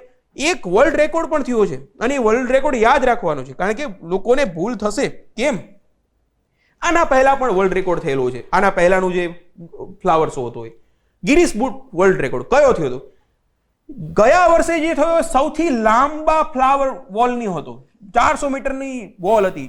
તો લોંગ હતું, સમજો, લોંગેસ્ટ. તો ગયા વર્ષે જે રેકોર્ડ થયો છે Guinness book of the world રેકોર્ડમાં, એ સૌથી લાંબી ફ્લાવર વોલનો હતો. સૌથી લાંબી ફ્લાવર એટલે ફૂલની દિવાલનો હતો. બોલ, 400 મીટર લાંબી ફૂલની દિવાલ બની હતી, એનો વર્લ્ડ રેકોર્ડ હતો. આ વખતે જે વર્લ્ડ રેકોર્ડ બન્યો છે એ લાર્જેસ્ટ એટલે સૌથી મોટા ફ્લાવર માટેનો છે. કે આ વખતે વર્તમાનમાં વર્ષ 2004 લાર્જેસ્ટ ફ્લાવર બુકે, એટલે બુકે જે આપણે આપીએ ને કોઈકને એ પ્રકારનું ઘણા બધા એ નહીં આપ્યું હોય, મેં પણ નથી આપ્યું કોઈને, પણ આ તો જેને ખબર હોય, કદાચ સમૃદ્ધ ફેમિલીમાં કોઈક આવતું હોય તો એ લોકો આપતા હોય છે, પૈસાવાળા લોકો હોય તો એ લોકો. તો લાર્જેસ્ટ ફ્લાવર બુકે એ આપે, તો એ આપે મતલબ કે એ બનાવ્યું હતું અહીંયા, તો એનો રેકોર્ડ બન્યો છે. તો ગયા વર્ષે બન્યો તો એ લોંગેસ્ટનો હતો, આ વર્ષે બન્યો એ લાર્જેસ્ટનો છે. એટલું યાદ રાખજો. બસ આટલી વસ્તુ યાદ રાખવાની છે, અગત્યની છે. બીજી વસ્તુ કે જો વિશ્વગુરુ આ કહું ને, આ બધા શબ્દો છે કોઈ પણ જગ્યાએ નાખી દેવાના. વિશ્વગુરુ ટાંકી દો, ભલે આ લોકોએ નથી લખ્યું પણ તમે વિકસિત ભારત વર્ષ 2047 લખી નાખવાનું કોઈ પણ જગ્યાએ, આત્મનિર્ભર ભારત લખી નાખવાનું કોઈ પણ જગ્યાએ, ચાલી જાય. નો આવડતું હોય ત્યારે આ બધા કીવર્ડ્સ થોડા ઘણા ભેગા કરીને મૂકી દેવાના કે આનો ઉપયોગ આપણે કરવાનો છે, ભરપૂર કરવાનો છે. તો કંઈ ના લખીને થોડું લખવાનું, તો એ પણ શીખવાનું છે. દરેક વખતે એ નથી શીખવાનું કે હું સર્વશ્રેષ્ઠ કઈ રીતે લખીશ, એ પણ આપણે શીખતું રહેવાનું છે કે કંઈ નથી આવડતું ત્યારે હું મારી પાસે એવા કયા હથિયારો રાખીશ જેને હું ત્યાં ટાંકવાનો છું અથવા ટાંકવાની છું. એક તો આટલી વસ્તુ આપણે જોઈ લીધી. બીજી વસ્તુ કે યસ, ગરબા, એ તો આપણે વાત કરી કે યુનેસ્કો ગ્લોબ અને ગરબા આપણા સ્વર્ણિમ ઇતિહાસ છે, એની તો આપણે ચર્ચા થઈ ગઈ છે, એટલે એની ચિંતા નથી. બાકીના મેઇન આઈડિયાઝ છે. હું આનો એક લેક્ચર પણ લેવાનો છું લાઈવ, એ પણ જોતા રહેજો. બાકીના પાક્ષિકમાં નથી, ન્યૂઝપેપરમાં હતા, પણ આર્ટિકલ આપણા પાક્ષિક હાઇલાઇટ, આપણી જે ફોકસ હાઇલાઇટ્સ નામની ચેનલ, જે આપણે ખાલી પર્ટિક્યુલર રીતે આ પ્રકારના ન્યૂઝ માટે રાખેલી છે. ઘણા વિદ્યાર્થી નથી ખબર તો એને પણ જાણ કરું કે આપણી પાસે ફોકસ હાઇલાઇટ્સ નામની પણ એક બીજી ચેનલ છે, જેમાં આપણે અગત્યના આ પ્રકારના ન્યૂઝપેપરમાંથી હાઇલાઇટ્સ કટિંગ હોય છે, રોજ મૂકીએ છીએ અને બહુ મહેનત સાથે મૂકીએ છીએ. એવું સમજો કે રોજની 3 થી 4 કલાક અમે ફોકસ હાઇલાઇટ્સને આપીએ છીએ. તો બહુ મહેનત થાય છે. તો જે વિદ્યાર્થીઓ નથી જોડાયા, ફોકસ લાઈવની મેઇન ચેનલ છે એમાં નથી જોડાતા, એમાં જોડાઈ જજો. અને ફોકસ લાઈવની ફોકસ હાઇલાઇટ્સ છે એમાં પણ જોડાઈ જજો. આગળ નીકળીએ તો અલગ અલગ પ્રકારના ફૂલ છે, એની ચર્ચાઓ છે, ક્યાંક ને ક્યાંક ટાંકી શકાય એ પ્રકારની ઇન્ફોર્મેશન છે. બીજું એક છે જાહેર નિવેદન છે, પ્રેસ રિલીઝ માટે ટોપિક બની શકે છે, જીએસમાં પણ બની શકે છે, આપણે પ્રિલિમ માટે પણ ક્યાંક ને ક્યાંક ટાંકી શકાય એવો છે. તો કઈ વસ્તુ છે? તમને લોકોને એવું જાહેર નિવેદન, પ્રેસ રિલીઝ પૂછી શકે છે કે આપણે જે જંગલી વરુ જે છે એના વસવાટ માટે નવો એટલસ બનાવ્યો છે, તેની માટેની પ્રેસ રિલીઝ અથવા તો જાહેર નિવેદન તૈયાર કરો. એક તો એવું પૂછે, અથવા તો પ્રિલિમ માટે ક્યાંક ને ક્યાંક અગત્યનો છે, તો ક્યાંક તમારે એન્વાયરમેન્ટલ રિલેટેડ વન્ય સૃષ્ટિની સાથે સંબંધિત કોઈ ટોપિક લખવાનો છે, ત્યાં પણ તમે એને મેન્શન ટાંકી શકો છો. કઈ વસ્તુ છે અંદર? તો ટોટલ 13 જિલ્લામાં કુલ 2217 ચોરસ કિલોમીટરમાં, સ્ક્વેર કિલોમીટરમાં વિસ્તારમાં વરુનો વસવાટ આપણે જોવા મળ્યો છે. તેની માટેનો એક નવો આપણને એક એટલસ બનાવ્યો છે. સાયન્ટિફિક નામ શું છે વરુનું?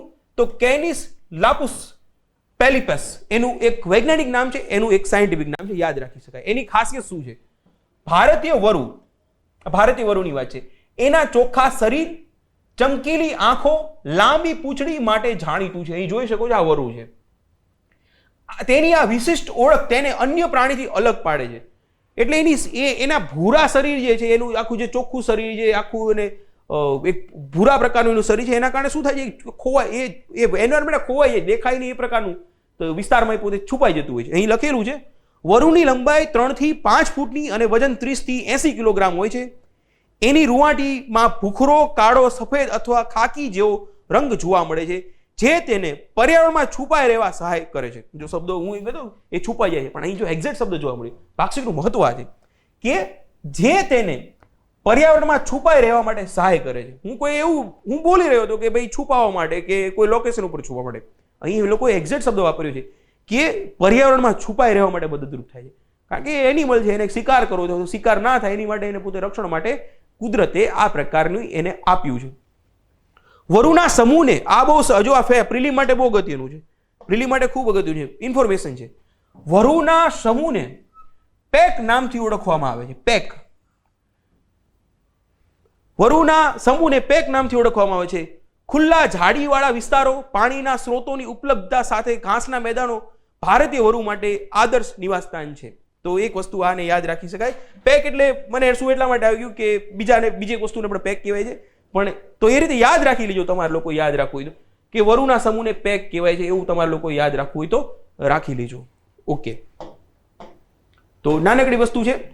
આ જે છે એ જંગલ વિસ્તાર અને રણ વિસ્તારમાં જોવા મળે છે. ખાસ કરીને ભાલ વિસ્તાર, વેળાવદર વેળાવદર રાષ્ટ્રીય ઉદ્યાન છે, ધોલેરાની આસપાસના પ્રદેશમાં આપણને આ જોવા મળે છે. તો કદાચ પ્રિલિમ રિલેટેડ એમસીક્યુ એન્વાયરમેન્ટ પણ હવે એડ કરશે હસમુખ પટેલ સર, યાદ રાખજો. હસમુખ પટેલ સર યુપીએસસી નો ટચ આપવાની કોશિશ કર્યા છે, દેકારો પણ કરે છે કે એનસીઆરટી વાંચો, જીસીઆરટી વાંચો, યુપીએસસી નો અમે અભિગમ અપનાવવાના છે. ગુજરાતના વિદ્યાર્થીઓ મેક્સિમમ યુપીએસસી પરીક્ષા ઉત્તીર્ણ થાય એવો અમારો પ્રયત્ન રહેશે. સિલેબસમાં એટલે જ નાના નાના ફેરફારો કર્યા છે, જોઈ લેજો. જે વિદ્યાર્થીઓ નથી જોયા અભ્યાસક્રમમાં શું ફેરફારો કર્યા છે અગત્યના, નાની નાની વસ્તુ એક મેં વિડીયો મૂકે છે, જોઈ લેજો. તો હવે આપણે ખબર હોય છે જ્યારે એન્વાયરમેન્ટ રિલેટેડ કોઈ પણ ન્યૂઝ હોય તો ત્યાં અટકી જવાનું, સાંભળવાના, શાંતિ જોઈ લેવાના, કંઈ વિચાર આવે કે શાંતિ જોઈ લેવાના. તો 13 જિલ્લામાં ટોટલ 222 જેટલા વરુ છે. સૌથી વધુ વરુ આપણે ભાવનગર જિલ્લામાં પૂછાય છે. પ્રિલિમમાં તમને લોકોને ફેક્ટ્સ રિલેટેડ કદાચ ડાયરેક્ટ સીધું પૂછી નાખે તો અહીંથી તમે લોકો એને મેન્શન કરવાનું છે. બાકી આગળ જોઈએ ટાંગલિયા સાલ. સુરેન્દ્રનગર જિલ્લાની છે. જીપીએસસીની પ્રિલિમમાં સવાલો આવી ગયા છે. સુરેન્દ્રનગર જિલ્લાની છે. હું આની સ્ટોરી તમને એક નાનકડી કીધું, બહુ ઇન્ટરેસ્ટિંગ સ્ટોરી છે ટાંગલિયા સાલની. 700-800 વર્ષ પહેલા માલધારી સમાજના એક પુરુષ અને શિડ્યુલ કાસ્ટની એક સ્ત્રી બંને વચ્ચે પ્રેમ થઈ જાય છે. અને વિચાર કરો, પ્રેમ તો પ્રેમ છે, અને પ્રેમને જો અત્યારનો સમાજ એક્સેપ્ટ ના કરતો હોય તો 700-800 વર્ષ પહેલા કોઈ સમાજ એને કઈ રીતે એક્સેપ્ટ કરી શકે? તો એ જે બંને પ્રેમી જે છે એવું કહેવાય છે કે બંને અલગ થઈ જાય છે સમાજથી અને પોતે એક નવી કમ્યુનિટી ડેવલપ કરે છે, વિકાસ કરે છે. એને ડાંગસિયા કમ્યુનિટી તરીકે ઓળખવામાં આવે છે. આ ડાંગસિયા કમ્યુનિટી જે છે સુરેન્દ્રનગર જિલ્લામાં વિશેષ કરીને વઢવાણ જે તાલુકો જે છે ત્યાં વધુ પ્રમાણમાં જોવા મળે છે. વસ્તડી તાલુકો છે ત્યાં વધુ પ્રમાણમાં જોવા મળે છે, 2 તાલુકામાં. તો આ ડાંગસિયા કમ્યુનિટી એક સાલ બનાવે છે, એને કહેવામાં આવે છે ટાંગલિયા સાલ. પરિવાર બોલું સાંભળજો, કમ્યુનિટી છે ડાંગસિયા અને એમને સાલ બનાવે છે ટાંગલિયા સાલ. અને આ ટાંગલિયા સાલ જે છે ધીમે ધીમે નામ શેષ થતી હતી, પરંતુ 2008-9ની વાત છે ત્યારથી એને થોડું ડેવલપમેન્ટ મળ્યું અને ત્યારથી નિફ્ટ નામની એક સંસ્થા છે એને થોડુંક ટ્રેનિંગ ને સરકારનો પણ સહયોગ મળ્યો, જીઆઈ ટેગ મળ્યું, ધીમે ધીમે એનો ઉત્થાન થયો છે અને એને જીઆઈ ટેગ મળેલું છે. તો એ જે નાશ થવાની હતી આખી એક સાલની કલ્ચર સંસ્કૃતિ એ બચી ગઈ છે. તો એ ટાંગલિયા સાલ વિશે છે. પ્રિલિમમાં સવાલો આવ્યા છે, મેઇન્સમાં સવાલ આવવાની સંભાવના મને લાગી રહી છે. જીઆઈ ટેગ મળેલું છે તો કઈ મેઇન વસ્તુ છે તો મેં વાત કરી પ્રમાણે કે 700 વર્ષ જૂની પરંપરા છે. વઢવાણ સુરેન્દ્રનગર જિલ્લો છે, યાદ રાખજો. સુરેન્દ્રનગર જિલ્લાના વઢવાણ તાલુકાના દેદાદરા, વસ્તડીના ડાંગસિયા અને વસ્તડી ગામના ડાંગસિયા પરિવારો આ હસ્તકળાને સંવર્ધન કરવામાં, એટલે 2 થી 3 ગામડાઓમાં જ આપણને જોવા મળે છે. તો દેદાદરા ખાસ યાદ રાખજો અને વસ્તડી યાદ રાખજો. તો પહેલાના જમાનામાં મોટા ભાઈ ભરવાડની સ્ત્રીઓ ઊનના ટાંગલિયા પહેરતી હતી અને આ બનાવે છે એ લોકો ડાંગસિયા કમ્યુનિટી, સમજો.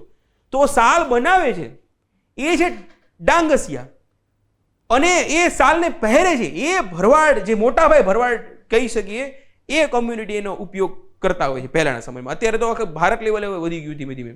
આ ટાંગલિયા સાલની ખાસિયત એવી છે, દાણા વર્ક કહેવાય છે. અહીં લખ્યું નથી પણ હું સુરેન્દ્રનગરનો છું એટલે મને થોડીક માહિતી છે કે આ ટાંગલિયા સાલની ખાસિયત એવી છે કે દાણા વર્ક થઈ ગયું. દાણા વર્ક એટલે કેવું કે વણાટ કામ થતું હોય તો હાથથી એના ઉપર જે દોરા હોય એના પર હાથથી એને ધીરે ધીરે એને દાણા બને નાખે, નાના ડોટ્સ બને દે અને ડોટ્સથી છે ને ડિઝાઇન બને અલગ અલગ પ્રકારની. એ એમની પોતાની એક ક્રિએટિવ વસ્તુ છે. અને ભલે આર્ટિફિશિયલ ઇન્ટેલિજન્સ જમાનો હોય પણ એ ટાંગલિયા સાલ બનશે તો હાથથી જ, હાથનો કમાલ તો ત્યાં જોશે તે. અને સાલની ખાસિયત એ છે કે તમે એને ઉપરથી જો, આગળથી જો કે પાછળથી જો, ઉપરની જો તમને સરખી જ લાગશે. એમાં પેલું નથી કે આ એનો નીચો ભાગ છે. કેવું સામાન્ય કાપડો, ધારો કે શર્ટ જે છે એને ઊંધો કરી નાખશું લાગશે ઊંધો છે, પણ એ જે ટાંગલિયા સાલ છે એને તમે કોઈ પણ રીતે જોશો એ તમને સીધી જ લાગશે. તો એની ખાસિયત છે અલગ અલગ ડિઝાઇન છે, ઊનની બનતી હતી, હવે અલગ અલગ વસ્તુઓ જે દોરા જે છે રેશમના વગેરે વગેરેથી બની રહી છે, પણ મૂળ રીતે ઊનથી બનતી હતી. વાત કરીએ પ્રમાણે કે એને જીઆઈ ટેગ મળેલું છે. એક બે નામ પણ યાદ રાખી શકાય એવા છે કે ટાંગલિયા જે વણાટ જે છે, એક બે નામ તમે લોકો ક્યાંક મેન્શન કરી શકો છો, કારણ કે હવે કોઈ કોમ્યુનિટીમાં પણ કોઈ વિશેષ નામ તમને જો યાદ હોય તો એ તમારે લોકો ઉલ્લેખ કરી શકાય છે. તો હવે તો કોટન તેમજ સિલ્કની મદદથી પણ બનાવવામાં આવે છે. પહેલા સાલ જ બનતી હતી, પણ તો દુપટ્ટા, ડ્રેસ, સાડીઓ વગેરે લોકોમાં હવે નવું આકર્ષણનું કેન્દ્ર બન્યું છે. તો કદાચ એમનું એક બેન છે, એમનું નામ કદાચ અહીં ક્યાંક મેન્શન કરવાનું ભૂલી ગયો છું, કદાચ જો હોય તો. યસ, લીલાબેન એમનું નામ છે. તો લીલાબેન આ નામ યાદ રાખજો, કારણ કે ક્યાંક ને ક્યાંક તમે ક્યાંક ટાંકવું હોય તો એને ટાંકી શકો છો. એક નામ આપણે હંમેશા કોઈ પણ કળા સાથે એક નામ યાદ રાખવા માટે. તો આ લીલાબેનનો જ ફોટો છે, આપણા પાક્ષિકમાં આવેલો છે, તો એને યાદ રાખી શકાય છે. બીજું એક ઇન્ફોર્મેશન સાથે સાથે જોડાયેલી છે કે આ જે ટાંગલિયા સાલ જે છે એને વર્ષ 2007માં જે આપણી national institute of fashion design જે છે એની મદદથી એ ટાંગલિયા જે હસ્તકળા જે છે, કારીગરો છે, એમને સંગઠિત કરવામાં આવે, એના માટે વધુ કંઈક એક્ટિવિટી કરવામાં આવી, એ લોકોને વધુ પ્રોત્સાહન માટેની કામ કરવામાં આવી, કૌશલ જે સ્કિલ જે છે એ વધુ ડેવલપ કરવામાં આવી, અને ત્યાર ઉપર 7 એનજીઓએ પણ આને પુનર્જીવિત કરવામાં. જો બીજું એક એનજીઓ પણ છે 7 એનજીઓ, એને પણ આ કળાને પુનર્જીવિત કરવામાં સારા એવા પ્રયત્નો કર્યા. તો નિફ્ટ છે, 7 એનજીઓ છે, અને સરકારના પ્રયત્નોથી આ કળા ખરેખર વિકસી અને ધીમે ધીમે જે નાશવંત થવા આવી કળાનો વિકાસ થયો. જો સરકાર કેટલું બધું કરી શકે, તમે પોતે અધિકારી બનશો તો બહુ બધું કરી શકો છો. અત્યારે દેશ વિદેશમાં આનો એક્સપોર્ટ થઈ રહી છે, અને સરકાર દ્વારા વર્ષ 2009માં 2009માં એને જીઆઈ ટેગ આપવામાં આવ્યું હતું, અને 2024માં એ જે જીઆઈ ટેગ જે છે એને ફરીવાર રિન્યુ કરવામાં પણ આવ્યું છે. તો આ એક ઇન્ફોર્મેશન છે, અગત્યની છે, તો મને સારી લાગી. આ ડાંગસિયા કોમ્યુનિટી વાળું જે ભરવાડ એક માલધારી સમાજ અને દલિત સમાજ જે શિડ્યુલ કાસ્ટના પ્રેમ પ્રકરણ વાળું મેં ડોક્યુમેન્ટરીમાં જોયું હતું. એ પાક્ષિકમાં નથી, એ પણ યાદ રાખજો. એક મેં ડોક્યુમેન્ટરીમાં જોયેલું છે, એ પાક્ષિકમાં એનો ઉલ્લેખ છે નથી. ઓકે, હવે બહુ સળગતા મુદ્દાઓ. બાકી પોલિટિકલ સિસ્ટમને નવી ચેન્જ થઈ છે. આપણા જિલ્લાઓ જે છે એ 33માંથી 34 જિલ્લાઓ થયા છે. નગરપાલિકાઓ આપણી, મહાનગરપાલિકાઓ આપણી અત્યારે 17 થઈ છે. તો એક સવાલ, મોટો સવાલ શરૂઆતમાં કરી દઈએ કે 4-5 ડાયરેક્ટ સવાલથી જ ચાલુ કરી દઈએ. જો હમણાં જ સવાલ પૂછાઈ ગયો હતો, એક એક્ઝામ હતી આપણી એડવર્ટાઇઝ નંબર 19-20, 18-19-20, 22-23માં જીપીએસસીમાં, અને સવાલ હતો કે નીચેનામાંથી કઈ મ્યુનિસિપલ કોર્પોરેશન બની છે. તો સવાલના જવાબમાં તમને લોકોને ખ્યાલ હશે કે સુરેન્દ્રનગર, વાપી, ગાંધીધામ અને નવસારી. તો એના રિલેટેડ સવાલ છે, પણ એક સવાલ આપણે આપણી પોતાની ચેનલમાં મૂકેલો તો આપણી રીતે બનાવેલો છે. કઈ વસ્તુ છે? સવાલ બહુ અગત્યનું છે કે ગુજરાતમાં 33 જિલ્લાઓ છે, ગુજરાતમાં 17 મહાનગરપાલિકા છે, અને ગુજરાતનું જ્યારે આજ આપણે સ્વતંત્ર બન્યા હતા, અલગ આખું દેશ બન્યો હતો, અલગ રાજ્ય બન્યું હતું, નિર્માણ થયું હતું, ત્યારે આપણે 17 જિલ્લાઓ હતા. તો કયું સ્ટેટમેન્ટ આમાંથી કઈ પેર, કેટલા સ્ટેટમેન્ટ સાચા છે? પહેલું ખોટું છે, ત્યારે 34 જિલ્લાઓ આપણે બન્યા છે. અત્યારે ટોટલ 17 મહાનગરપાલિકા છે, ખાસ યાદ રાખવાનું છે. અને 17 જિલ્લા હતા જ્યારે ગુજરાત રાજ્યનું નિર્માણ થયું, ત્યારે 17 જિલ્લા હતા, અને અત્યારે 17 મહાનગરપાલિકા. તો બંને સ્ટેટમાં 17 છે, તો આપણે લાગે એકાદું હટાઈ દઈએ. વિદ્યાર્થીઓ આવું કરતા હોય છે ઘણી વાર, હટાઈ દઈએ, બે સરખા આંકડા છે, તો એકાદું ખોટું છે. ના, બંને સાચા છે, પહેલું ખોટું છે. તો મેઇન વસ્તુ શું છે કે બેઝિક યાદ રાખવાનું છે કે અત્યારે ગુજરાતની સ્થાપના થઈ ત્યારે 17 જિલ્લા હતા, 13માં વધીને 33 થયા, અને આપણે ધીમે ધીમે વાવ થરાદ નામનો 34મો જિલ્લો પણ આવી ગયો છે, અને 9 નગરપાલિકાઓ છે. ટોટલ હવે નગરપાલિકા જે છે એ 17 બની ગઈ છે, મહાનગરપાલિકા, સોરી. તો આર્ટિકલ છે, ખૂબ સરસ છે, એકવાર વાંચી લેજો. ઇન્ટરવ્યુ માટે ખૂબ અગત્યનું છે. જે વિદ્યાર્થીઓનો ઇન્ટરવ્યુ હશે એ ખાસ જોઈ લેજો, કારણ કે કદાચ તમને લોકોને સવાલ બની શકે છે, મહાનગરપાલિકા બનવાથી ખરેખર શું ફાયદો થશે, શું ઇમ્પેક્ટ પડવાની છે. આવા પ્રકારનો સવાલ ઇન્ટરવ્યુમાં પૂછી મારે, શું જવાબ દેશો એ તમારી રીતે વિચાર લેજો. આગળ આપણે થોડી ઘણી મારા તરફથી થોડા ઘણા ચર્ચાઓ તો થવાની જ છે. તો મેઇન વસ્તુ શું છે, આપણા આર્ટિકલમાં શું લખેલું છે? GS3માં સવાલ બની શકે છે કે નવા જિલ્લાના નિર્માણથી એની અસરો અને એના લાભો અને એની સાથે જોડાયેલી સમસ્યાઓ પૂછી શકે છે.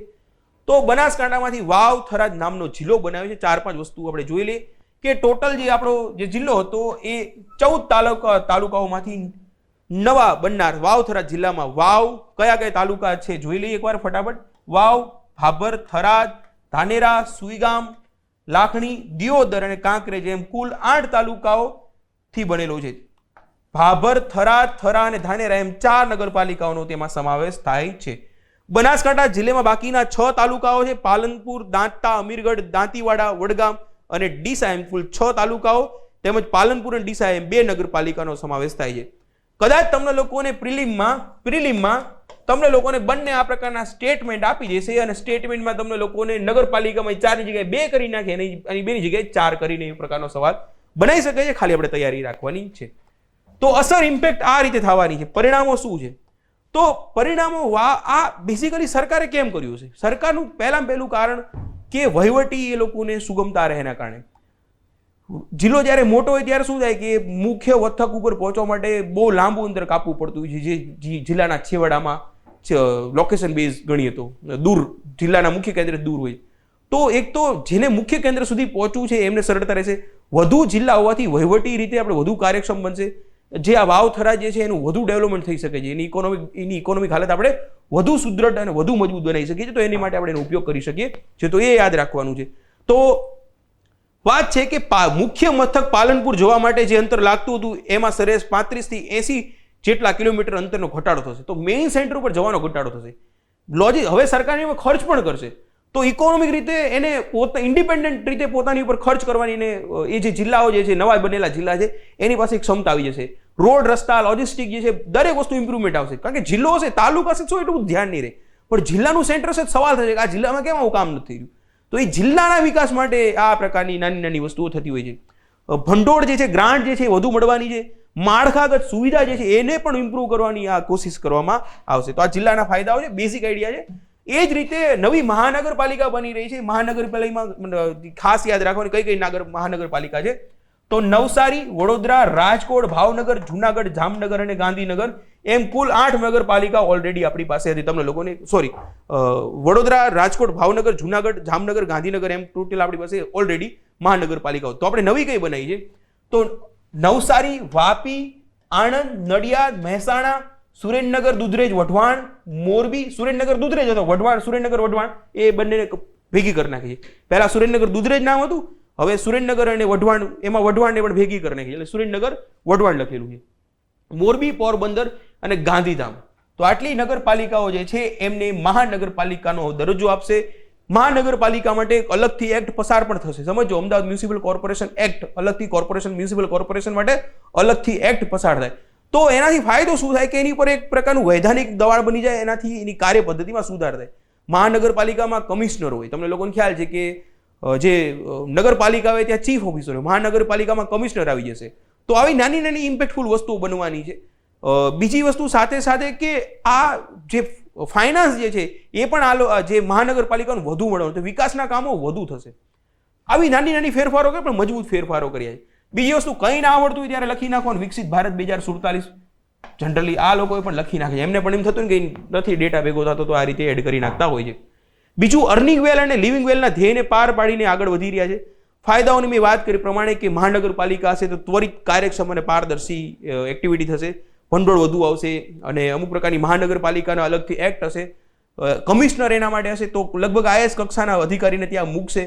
તો શું થશે કે ઓબ્વિયસલી ચીફ ઓફિસરની જગ્યાએ આઈએએસ કક્ષાનો માણસ હશે તો વધુ એફિશિયન્સી સાથે પોતે કાર્ય કરી શકશે, વધુ મજબૂત રીતે પોતે પ્રભાવ પાડી શકશે. તો આવી નાની નાની વસ્તુઓથી ચોખ્ખી અસર થવાની છે. બીજી વસ્તુ કે આ મહાનગરપાલિકા બનાવી નાખી તો એમ નહીં ચાલે. કારણ કે મહાનગરપાલિકાનું એક્શન ખબર હોવી જોઈએ, ત્યાં કાર્ય પદ્ધતિ, કાર્યશૈલી વિકસિત થઈ ના હોય. કમિશનર બની જશે પરંતુ એ હજી આખું વિકાસ ના થયો. તો એની માટે મેન્ટર પણ રાખે છે. મેન્ટર એટલે કઈ રીતે? ધારો કે અમદાવાદ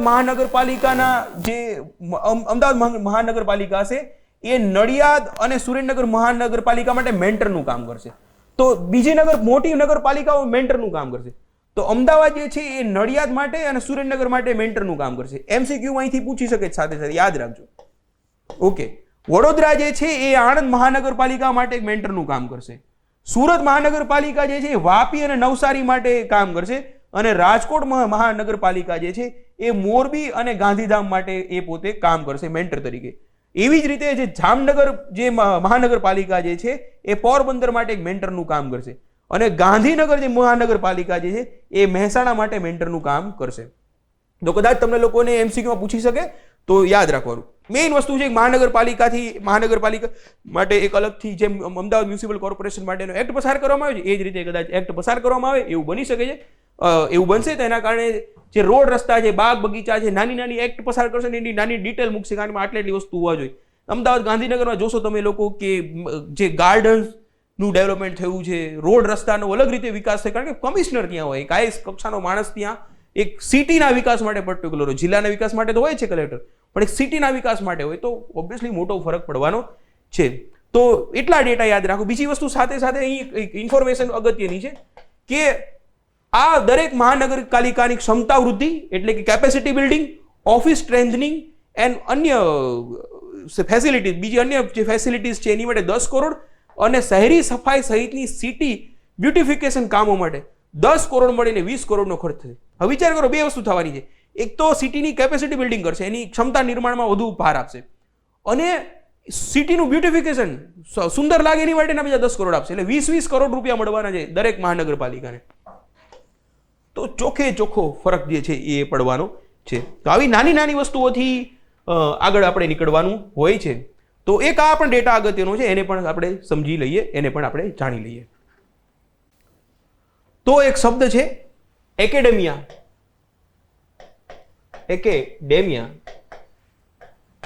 ઇન્ડસ્ટ્રી ગેપ. અર્થ શું થાય છે? એકેડેમિયા ઇન્ડસ્ટ્રી ગેપ એટલે કે એકેડેમીમાં જે ભણાવવામાં આવે છે ને એ જ વ્યક્તિ એન્જિનિયર બને છે ને પછી જ્યારે એન્જિનિયર બનીને અથવા કોઈ પણ ફિલ્ડમાં એ પોતે ઇન્ડસ્ટ્રીમાં જાય બંધ નથી બેસતો હતો. એ ગેપને એકેડેમિયા ઇન્ડસ્ટ્રી ગેપ તરીકે ઓળખવામાં આવે છે. સરકારે શું કર્યું કે હવે એન્જિનિયરિંગમાં આપણે શું કરશું, રીસ્ટ્રક્ચરિંગ કર્યું ઇજનેરી ક્ષેત્રને, કે ફરીવાર રીસ્ટ્રક્ચર કરો. ધારો કે એક્ઝામ્પલ આપું તમને, ધારો કે અત્યારે નવો સિલેબસ અમે એક બેચ લોન્ચ કરી, તાંડવ બેચ. તો પછી શું કર્યું કે રીસ્ટ્રક્ચરિંગ કર્યું, કારણ કે નવો સિલેબસ આવી ગયો છે, ભલે નાના નાના મુદ્દાઓ ફેરફાર કરો પણ આખું એક એટીટ્યુડ તો ચેન્જ કરવો પડે. તો રીસ્ટ્રક્ચરિંગ કર્યું, આખું સ્ટ્રક્ચર જે છે ને ફરીવાર બનાવવાની કોશિશ કરી. એનાથી ફાયદો થયો. તાંડવ બેચની વાત નથી કરતો હું, અહીં સરકારને ફાયદો થયો કે રીસ્ટ્રક્ચરિંગથી આખું ઇજનેરી ક્ષેત્રમાં જે એન્જિનિયરિંગ ક્ષેત્ર જે છે એને ફાયદો થયો. હવે લોકો સરકારી જે એન્જિનિયરિંગની જે કોલેજો જે છે ત્યાં પ્રવેશ વધી રહ્યો છે. તો 2012ની સાપેક્ષમાં સરકારી ઇજનેરી કોલેજમાં પ્રવેશમાં 57% જેટલો વધારો થયો છે. કારણ શું છે કે કોર બ્રાન્ચ જે છે જેમ કે સિવિલ છે, ઇલેક્ટ્રિક છે, મિકેનિકલ છે, એમાં 80% ભરાયેલી રહી છે. ને જે ઇમર્જિંગ ટેકનોલોજી જે છે હાલના સમયે આર્ટિફિશિયલ ઇન્ટેલિજન્સ બધા ઇમર્જિંગ સેક્ટર કહેવાય, એક્ઝામ્પલ આપી રહ્યું છે. તો ઇમર્જિંગ જે પણ ટેકનોલોજી સાથે સંબંધિત ઇજનેરીની જે શાખાઓ જે છે એ તો સરકારી ફૂલ રહી છે. તો આ એક પોતે એક આ પ્રકારનો એકેડેમિયા ઇન્ડસ્ટ્રી ગેપ શબ્દ મારે તમને કહેવો હતો, એના કારણે આ એક પોઈન્ટ લીધો હતો. તમે પોતાના જવાબોમાં સ્કિલ ને બધી વાત ચાલતી હોય તો ત્યારે આ પ્રકારનો ડેટા જે છે એકેડેમિયા ઇન્ડસ્ટ્રી ગેપ જે છે એનો ઉપયોગ કરી શકો છો. ત્યાર પછી બહુ સળગતો મુદ્દો ડિજિટલ એરેસ્ટ. કોકને ફોન કરે કે નમસ્કાર હું CBI માંથી બોલું છું, તમારું જે પાર્સલ તમે વિદેશ મોકલ્યું છે અથવા તો તમે જે કર્યું છે XYZ એક્ટિવિટી છે, ફ્રોડ કર્યું છે, આમ કર્યું છે, તમને ડિજિટલી એરેસ્ટ કરવામાં આવે છે. તમારે સામે રહેવાનું વિડીયો કોલ કરી.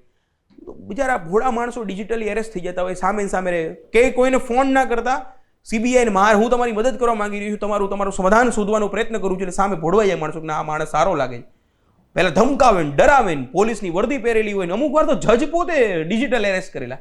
વિચાર કરો જજ બનીને તો ડિજિટલી એરેસ્ટ કરી નાખે. અને આ આર્ટિકલ હવે અત્યારે સંવેદનશીલ છે. PSIની તૈયારી કરતા વિદ્યાર્થી મિત્રો બહુ જ તમારે લોકો ધ્યાન રાખવાનું છે, સવાલ બની શકે છે. PSIની જે મેન્સ આવવાની છે STIમાં તો અને GPSCમાં તો તમને લોકોને ખ્યાલ છે કે આપણે તો સ્વેર વિહાર કરવાનું છે, ગમે ત્યાંથી સવાલ બની શકે છે. તો કઈ વસ્તુ છે? તો જનરલી કેવું છે કે લોકોને ડરાઈ રહ્યા છે. બહુ સામાન્ય વાત કહી રહ્યું છે. આમાં 4-5 વસ્તુ યાદ રાખવાની છે કે ડિજિટલ એરેસ્ટ સ્કેમથી કઈ રીતે બચશો. તો એવા 4-5 શબ્દો મારે તમને લોકોને કહેવાતા કે પેનિક ના થવાની. આ આપણે લખવાનું છે, આપણે ભલે ખબર હોય તો લખવાનું કે શાંત રહો, ઓથેન્ટિકેશન, ડાયલ 1930. તો હવે કેવું છે, હવે નાનકડી જ વસ્તુ છે 1930. સાયબર ફ્રોડની વાત હોય તમારે આ નંબરને ડાયલ કરવાનો છે, કોલ કરવાનો છે, સમજો. હવે સિમ્પલ વસ્તુ છે, બાકી બધા જવાબ લખેલા છે, બીજી બધી વાતો કરેલી, પણ આવો એક નાનકડો એવો ડેટા અંદર એડ થઈ જાય ને આખી ઇમ્પેક્ટ બદલાઈ જતી હોય. બસ આટલી જ વસ્તુ છે. અડધા માર્કની રમત આ રીતે જીતાતી હોય છે ને, કંઈ મોટી એવું નથી કે આખી એક લખાણ મોટું ચેન્જ થઈ જતું હોય. અડધા માર્કની રમત આ રીતે જીતાતી હોય છે. તો મેઇન વસ્તુ છે કે સરકારનું આમાં ડિજિટલ એરેસ્ટથી ધમકીઓ છે, છેતરપિંડી, સાયબર ક્રાઇમનો શિકાર ના બનો. આવી સ્થિતિમાં ડરશો નહીં, નજીકના પોલીસ સ્ટેશનનો સંપર્ક કરો. જોઈ શકો છો કે સાયબર ક્રાઇમની ફરિયાદ હોય એને ડાયલ કરો 1930. બીજી વસ્તુ કે તમારે પોતે આ ચર્ચાપત્ર બની શકે અહીંથી. આ ટોપિકમાંથી ચર્ચાપત્ર બની શકે છે. તમારે અબક નામના, તમે એક જાગૃત નાગરિક છો અને તમે અબક નામના સામાયિકના તંત્રીને તમે પત્ર લખી રહ્યા છો. ચર્ચાપત્રનો વિષય છે આજના સમયમાં સાયબર ક્રાઇમ, છેતરપિંડી, સાયબર ફ્રોડ, કઈ રીતે સાયબર સુરક્ષા વધારીશું. આવો કોઈ પણ ચર્ચાપત્ર બની શકે છે. તો ચર્ચાપત્રમાં અમુક વસ્તુઓ તમે એમાં પણ ડાયમેન્શન છે ને, કેટલા આયામ તમે ઓપન કરી, કેટલા ડાયમેન્શન ઓપન કરો છો. ઓપન કરતી વખતે તમે જ્યારે સલાહ દેતા હોય ત્યારે કહેવાનું છે કે આ પ્રકારનો જે નંબર જે છે દરેક લોકોને ખબર હોવી જોઈએ. લોગિન પણ આપ્યું છે www.cybercrime.gov.in government.in. આ પ્રકારની વસ્તુઓ તમે મેન્શન કરો તો કંઈક તમારી, અને એને હાઇલાઇટ કરો. તમે સમજો, તમે લખાણ લખ્યું છે, બીજાએ લખાણ લખ્યું, પણ તમે અંદર એક વસ્તુને હાઇલાઇટ કરેલી છે કે આવી પરિસ્થિતિમાં નાગરિકોએ 1930 પર સંપર્ક કરવો જોઈએ. www.cybercrime.gov.in પર સંપર્ક, એનો ઈમેલ કરી શકે છે. સારું લાગશે સામે વાંચીને કે ના થોડુંક આને અસર કરી છે. તમે બીજી વસ્તુ કઈ છે તેમ જોઈ શકો છો. હવે આ જે ઓથેન્ટિકેશન, આ શબ્દ ક્યાં આપણે મેન્શન કરી છે આપણે લખાણમાં, તો જાગૃત રહો ને આ બધું વાપરીએ. ઓથેન્ટિકેશન જો શું લખ્યું છે અંદર વાંચીએ. જો તમને કોઈ સંસ્થા તરફથી કોઈ મહત્વનો મેસેજ આવે તો સંસ્થાની ઓફિશિયલ નંબર પર ફોન કરીને તેની પુષ્ટિ કરો. આ નાનકડી વસ્તુ છે, પણ બીજા કરતા તમને આવી નાની વસ્તુઓ જે છે એ અલગ તારવશે. આપણો પ્રયત્ન જે હશે ને, આટલા હજારો વિદ્યાર્થીઓમાં આપણે અલગ કઈ રીતે બનશું. એક તો પેશન્સથી, તમે અત્યારે લેક્ચર જોઈ રહ્યા છો એનો મતલબ એવો છે કે તમે સારું એવું પેશન્સ ધરાવી રહ્યા છો. પેશન્સથી તો પેશન્સ આપણે રાખીએ છીએ, તો આ પ્રકારની વસ્તુઓ તમારે જોવાની છે, આવી નાની નાની વસ્તુ કે એને પકડવાની છે. તો એ જ વસ્તુ છે આખા સાયબર, આખો તમે આર્ટિકલ વાંચી દેજો. નોર્મલ વાતો જે છે તમને અમુક વાર ઈડીના, અમુક વાર સીબીઆઈના, અમુક વાર હાઈકોર્ટના જજ બનીને, અમુક વાર પોલીસ કમિશનર બનીને, વિચાર કરો અમુક વાર પોલીસ કમિશનર ફોન કરતા હોય. અરે પોલીસ કમિશનર તમને એરેસ્ટ કરશે, ડિજિટલી એરેસ્ટ, એવી કોઈ જોગવાઈ જ નથી. પાછી લોકો પાસેથી એવી વસ્તુથી પૈસા પડાવે છે જેની કાયદામાં ક્યાંય મેન્શન જ નથી. ડિજિટલી એરેસ્ટનો કોઈ કન્સેપ્ટ જ નથી, પણ લોકો ડરી જાય પોલીસથી. પોલીસનો એવો ખોફ પેદા કર્યો છે પોલીસે કે ગમે એ ખોટું કરીએ કે. તો તમે જ્યારે ડીવાયએસપી બનો, તમે જ્યારે પીઆઈ બનો, તો ધ્યાન રાખવાનું કે પોલીસની જે છબી જેટલી બગડી છે, જે બહુ પોઝિટિવ પણ બહુ છે, લોકો પોલીસ બનવું જ છે, પણ જે બગડી છે એને સુધારવાનો પણ તમે લોકો પ્રયત્ન કરશો. આગળ જોઈએ, ડિજિટલ ગુજરાતના અલગ અલગ ડેટા છે. મેં થોડુંક અંદર તમે લોકો આ મેઇન્સમાં તમે ક્યાંક ટાંકી શકો એના માટે આ ડેટા અહીં હાઇલાઇટ કરીને મૂક્યો છે. ખાસ કરીને આખી પીડીએફ જે છે જે ટેલિગ્રામમાં શેર કરું ત્યાં તમારે જોઈ લેવાની છે. તો ડિજિટલ એરેસ્ટની વાત હતી એના કારણે મેં એને મેન્શન કર્યું છે. તો ડિજિટલ ગુજરાત, રાજ્યના ગ્રામીણ ઘરો હવે બનશે સ્માર્ટ હોમ્સ. તો સ્માર્ટ હોમ્સનો મતલબ શું છે, સીધી વાત કરી નાખો એટલે તમે તમારા જ્યાં પણ ટાંકવું હોય તમારે મેઇન્સમાં તેને ટાંકી શકો. સ્માર્ટ હોમ્સ એટલે કે ડિજિટલી કનેક્ટર હોય. ફાઈબર ટુ ફેમિલી મતલબ કે હર ઘર કનેક્ટિવિટી શબ્દ સમજો. તો 25 ડિસેમ્બર સુશાસન દિવસ, આપણા જે ભૂતપૂર્વ પ્રધાનમંત્રી હતા અટલ બિહારી વાજપેયી, યસ, એમના જન્મદિવસને આપણે સુશાસન દિવસ તરીકે ઓળખીએ છીએ. અમુક વાર લેક્ચર લેતા છે ને નામ ભૂલી જાય પ્રધાનમંત્રીને, અને સેકન્ડનો ખેલ હોય, યાદ ના આવે તો અમુક વાર અટકી જાય પાછા, યાદ નથી આવતું હોય તો અમુક વાર એવું થતું હોય, ભૂલી જાય. તો મેઇન્સમાં આપણે અમુક વાર ભૂલી જાય તો પણ ચાલતું હોય છે આવું દિવસ. તો સુશાસન દિવસ આપણા પ્રધાનમંત્રી, ભૂતપૂર્વ પ્રધાનમંત્રી અટલ બિહારી વાજપેયીનો જન્મદિવસ છે 25 ડિસેમ્બર. એને આપણે સુશાસન દિવસ તરીકે ઉજવીએ છીએ. ત્યારે સરકારની એક્ટિવિટી વધી જશે. બીજી વસ્તુ યાદ રાખજો, ડિસેમ્બર મહિનો 25 ડિસેમ્બર હોય ને ત્યારે ઘણા બધા પ્રોજેક્ટ લોન્ચ થશે. તો ત્યારે ગમે એવું તો આપણે એવું આશા રાખી તમે આ વર્ષે પાસ થઈ જાઓ, પણ છતાં પણ કદાચ વર્ષ જેવું લાંબુ ખેંચાય છે. નવ વિદ્યાર્થીઓ નવી તૈયારી કરી રહ્યા છે એ લોકોને કે જો લાંબુ ખેંચે તો તમારે આવું બધું યાદ રાખવાનું કે ત્યારે થોડીક તૈયારી રાખવાની. 25 ડિસેમ્બરે મારો થવાનો છે. તો હર ઘર કનેક્ટિવિટી, દરેક જગ્યાએ કનેક્ટિવિટી હશે, વાઈફાઈની સેવા હશે, કેબલ ટીવી હશે, ફ્રી એર અને પેઇડ ચેનલ્સ હશે, ઓટીટી તમને લોકોને ખ્યાલ હશે, તમે લોકો નેટફ્લિક્સ જોવો છો એ પ્રકારનું ઓટીટી છે, ઓવર ધ ટોપ ટેલિવિઝન, અને ગેમિંગ્સનો આનંદ મેળવી શકશો. મતલબ કે એક પ્રકારનું સ્માર્ટ હોમ જે આપણે જે જનરલી આપણે શહેરોમાં લગભગ જગ્યા હોય છે, એ દરેક ગામડાઓમાં સ્માર્ટ હોમ, દરેક ઘર બને આ પ્રકારના સ્માર્ટ હોમ્સ, એ પ્રકારના કન્સેપ્ટ લઈને આવ્યા છે. ક્યાંક ટાંકી શકાય છે. ઈ એજ્યુકેશન છે, સાથે સાથે ગવર્મેન્ટ ટુ સિટી એટલે અલગ અલગ પ્રકારની સેવાઓ છે. એક ખાસ કરીને પહેલમાં આપણે ફાઈબર ટુ ફેમિલી પહેલ, ઉપરાંત ગામ કક્ષાએ connectivity, fibre to field office એટલે ઓફિસમાં કનેક્ટિવિટી, ઈ ગવર્નન્સનો કન્સેપ્ટ લાગુ પડે. તો આ પ્રકારનું એક ડિજિટલ આખું એક અંદર અલગ અલગ શબ્દો જે છે મેઇન્સમાં ખૂબ જ અગત્યના છે. મેઇન્સમાં ટાંકી શકાય એવા શબ્દો તમને અહીંથી મળી રહેશે. એકવાર શાંતિથી વાંચજો. હું ચર્ચા તો આગળ જેમ સેશન બીજા આવવાના છે ત્યારે બધાને એડ કરતો રહેવાનો છું. જ્યાં એનો વ્યવસ્થિત મહત્તમ ઉપયોગ થઈ શકે. અમુક વસ્તુ તમારી માટે પણ છોડી છે. બીજું એક ઇન્ટરેસ્ટિંગ વસ્તુ મને લાગી છે, નાનકડો ફેક્ટ છે પણ યાદ રાખી શકાય. સ્ટેટ મોનિટરિંગ સેલ જે છે હવે એ જે સ્ટેટ મોનિટરિંગ સેલ હતું એ જે ઓર્ગેનાઇઝ ક્રાઇમ જે છે, શબ્દને સમજજો, ઓર્ગેનાઇઝ ક્રાઇમ. તો સ્ટેટ મોનિટરિંગ સેલ છે ગુજરાત સરકાર, ગુજરાત પોલીસની, એ પોતે કામ કરતી હતી અલગ રીતે, પણ હવે એને અલગ પોલીસ સ્ટેશનનો દરજ્જો આપ્યો છે. કેમ આપ્યો છે? તો જ્યારે આ જે સ્ટેટ મોનિટરિંગ સેલ જે છે એને ઓર્ગેનાઇઝ ક્રાઇમ માટે, ઓર્ગેનાઇઝ ક્રાઇમ શું છે થોડીક વારમાં 2 થી 3 સેકન્ડોમાં આવશે. ઓર્ગેનાઇઝ ક્રાઇમ માટે કોઈની પર કેસ કરવો હોય તેને જે તે પોલીસ સ્ટેશન કે જે તે ડીસીપી કે એસીપી કે બધાની પરવાનગીથી આગળ વધવું પડતું હતું. પ્રોસેસ લાંબી થઈ જતી હતી, લીક માહિતી લીક પણ થઈ જતી હતી. હવે પોતે અલગ પોલીસ સ્ટેશન બની ગયું હતું. કોઈ પણ કેસ થાય ક્યાં? પોલીસ સ્ટેશનમાં થાય ને.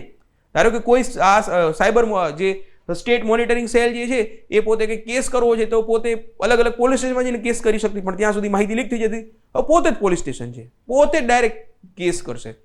મતલબ શું થશે કે વચ્ચે કોઈ અધિકારી મોટા નહીં હોય, ડાયરેક્ટ પોલીસ કમિશનર આપણા હશે, અમદાવાદ પોલીસ કમિશનર કે જે મેઇન કમિશનર હશે એમની સાથે જ આપણે ડાયરેક્ટ ચર્ચા કરશે. તો હવે જોઈએ કે એનો ફાયદો શું થવાનો. પહેલી વસ્તુ ઓર્ગેનાઇઝ ક્રાઇમ એટલે શું? તો ક્રિકેટમાં સટ્ટાબાજી, ડબ્બા ટ્રેડિંગ, ડ્રગ્સ, પ્રોહિબિશન, જુગાર, કબૂતરબાજી, આ પ્રકારનું ઓર્ગેનાઇઝ વેમાં જે ગુનાઓ ચાલી રહ્યા છે, સંગઠિત જે ગુનાઓ છે એને ઓર્ગેનાઇઝ ક્રાઇમ કહેવામાં આવે, જેમાં આયોજન સાથે ચાલતા હોય અને એક રેકેટ ચાલતા હોય. આ પ્રકારના ઓર્ગેનાઇઝ ક્રાઇમ માટે હવે આને ઓછું કરવા માટે શું કર્યું છે? સરકારે આ જે છે સ્ટેટ મોનિટરિંગ સેલ જે છે એને 0 બજેટથી અલાયદા પોલીસ સ્ટેશનનો દરજ્જો આપી દીધો છે કે એને કોઈ બજેટે ફાળવવા નહીં આવે, પણ એને અલાયદું પોલીસ સ્ટેશન છે. હવે લાભ શું થશે? બહુ શાંતિથી સમજવાની કોશિશ કરજો. બહુ અગત્યનો લાભ છે, યુનિક છે. એસએમસી ઓર્ગેનાઇઝ ક્રાઇમ વિરુદ્ધ સક્રિય રીતે પગલાં લેવામાં સક્ષમ બનશે. કઈ રીતે? અસરકારક કામગીરી કરશે.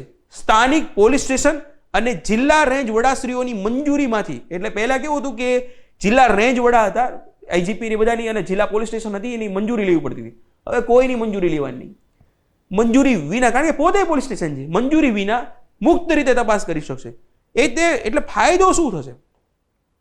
ફાયદો એ થશે કે માહિતી પોતે એની ગુપ્તતા જે છે એ ગુપ્તતા જળવાઈ રહેશે. મતલબ કે માહિતી લીક નહીં થાય. સિમ્પલ સાદા એ લોકો એમ કે ગુપ્તતા જળવાઈ રહેશે, પણ માહિતી લીક નહીં થાય. ધારો કે XYZ પોલીસ સ્ટેશનમાં જઈને માહિતી લીક થઈ જતી હતી. બીજું કે રાજ્યના પોલીસ વડા જે છે વિકાસ સહાયનું સીધું માર્ગદર્શન મળશે. એટલે ડાયરેક્ટ વિકાસ સહાય જે છે એ એના એક રીતે વડા ગણી શકો. એટલે એના કંટ્રોલ મૂળ ઉપરી હાથ એમને ડાયરેક્ટ એમને જ ખબર હોય જે પણ ઘટના ઘટવાની હોય. તો બસ આ આખો જે સ્ટેટ મોનિટરિંગ સેલ જે છે એનાથી ફાયદો થશે કે જે ઓર્ગેનાઇઝ ક્રાઇમ જે છે એ ઓછા થવાની સંભાવના વધી જાય છે. તો એક ડેટા હતો, એક પ્રિલિમ માટેનો ડેટા છે, કદાચ ક્યાંક કદાચ પ્રિલિમમાં પૂછી નાખે તો કે નેશનલ શૂટિંગ ચેમ્પિયનશિપમાં મોરબીના ભૂપેન્દ્રભાઈ બાલુભાઈ પટેલને મેળવ્યો ગોલ્ડ મેડલ. પીટી ઓરિએન્ટેડ છે, પ્રશ્ન બની શકે છે, તો એ મૂકી દીધો. તો બીજા એક શબ્દોની રમત માટે મૂક્યું છે, ગવર્નન્સની માટે. બીજું કંઈ અગત્યનું એટલું બધું નથી, પરંતુ શબ્દોની રમત છે એના કારણે મૂક્યું હતું. સરકાર પોતે પોતાની કાર્યશૈલીમાં વધારો કરવા માટે ચિંતન શિબિરનું આયોજન કર્યું હતું. એમાં અલગ લોકોએ અલગ શબ્દો વાપર્યા છે, જેથી મેં મૂક્યા છે. પીડીએફ તમે લોકો વાંચો, એનાથી તમે કંઈ ગ્રહણ કરો એના માટે. એ રેન્ડમ વસ્તુ છે. રેન્ડમ એટલે કે સ્વેર વિહાર છે એક પ્રકારનો, કે તમે તમારી રીતે એમાં આગળ વધી શકો છો, ખીલી શકો છો, તમને જ્યાં ગમે એવા શબ્દોને તમે ત્યાં પકડી શકો છો. બાકી જે સંવાદ જે છે ભાષાના પેપરમાં, સંવાદ જે છે એના માટે અગત્યનું છે. મને ગમે છે એટલે હું હંમેશા મૂકતો રહ્યો છું. કઈ વસ્તુ છે? યસ, એના પહેલા શોધ પોર્ટલની વાત કરી નાખીએ. તો પીએચડી કરનારા લોકો, જે ઉચ્ચ હાયર એજ્યુકેશન છે, પીએચડી કરનારા લોકોને વધુ આર્થિક પ્રોત્સાહન આપવા માટે સરકારનું પોર્ટલ છે, સરકારની યોજના છે, એક પ્રકારની શોધ પોર્ટલ છે. કોની માટે છે? શોધનું ફૂલ ફોર્મ શું થાય છે? Scheme of development high quality research. High quality, ફરીવાર બોલું, શોધનું ફૂલ ફોર્મ છે scheme of developing high quality research. તો જે યુનિવર્સિટીમાંથી પીએચડી કોર્સમાં પ્રવેશ મેળવેલા વિદ્યાર્થીઓ પૈકી ગુણવત્તાયુક્ત અને સંશોધન કરનાર વિદ્યાર્થીઓને આર્થિક સહાય પૂરી પાડવા માટે. બસ આટલું જ યાદ રાખવાનું છે, સમજો. બાકી ડેટા તો બહુ બધો છે. અહીંથી તમને લોકોને જે જાહેર નિવેદન પૂછી શકે છે, જાહેર નિવેદનમાંથી પૂછી શકે છે, અથવા તો પ્રેસ રિલીઝમાંથી આવી શકે છે, પણ એટલી સંભાવના ઓછી છે. પણ ડેટા યાદ રાખી શકાય. શું મદદ કરશે?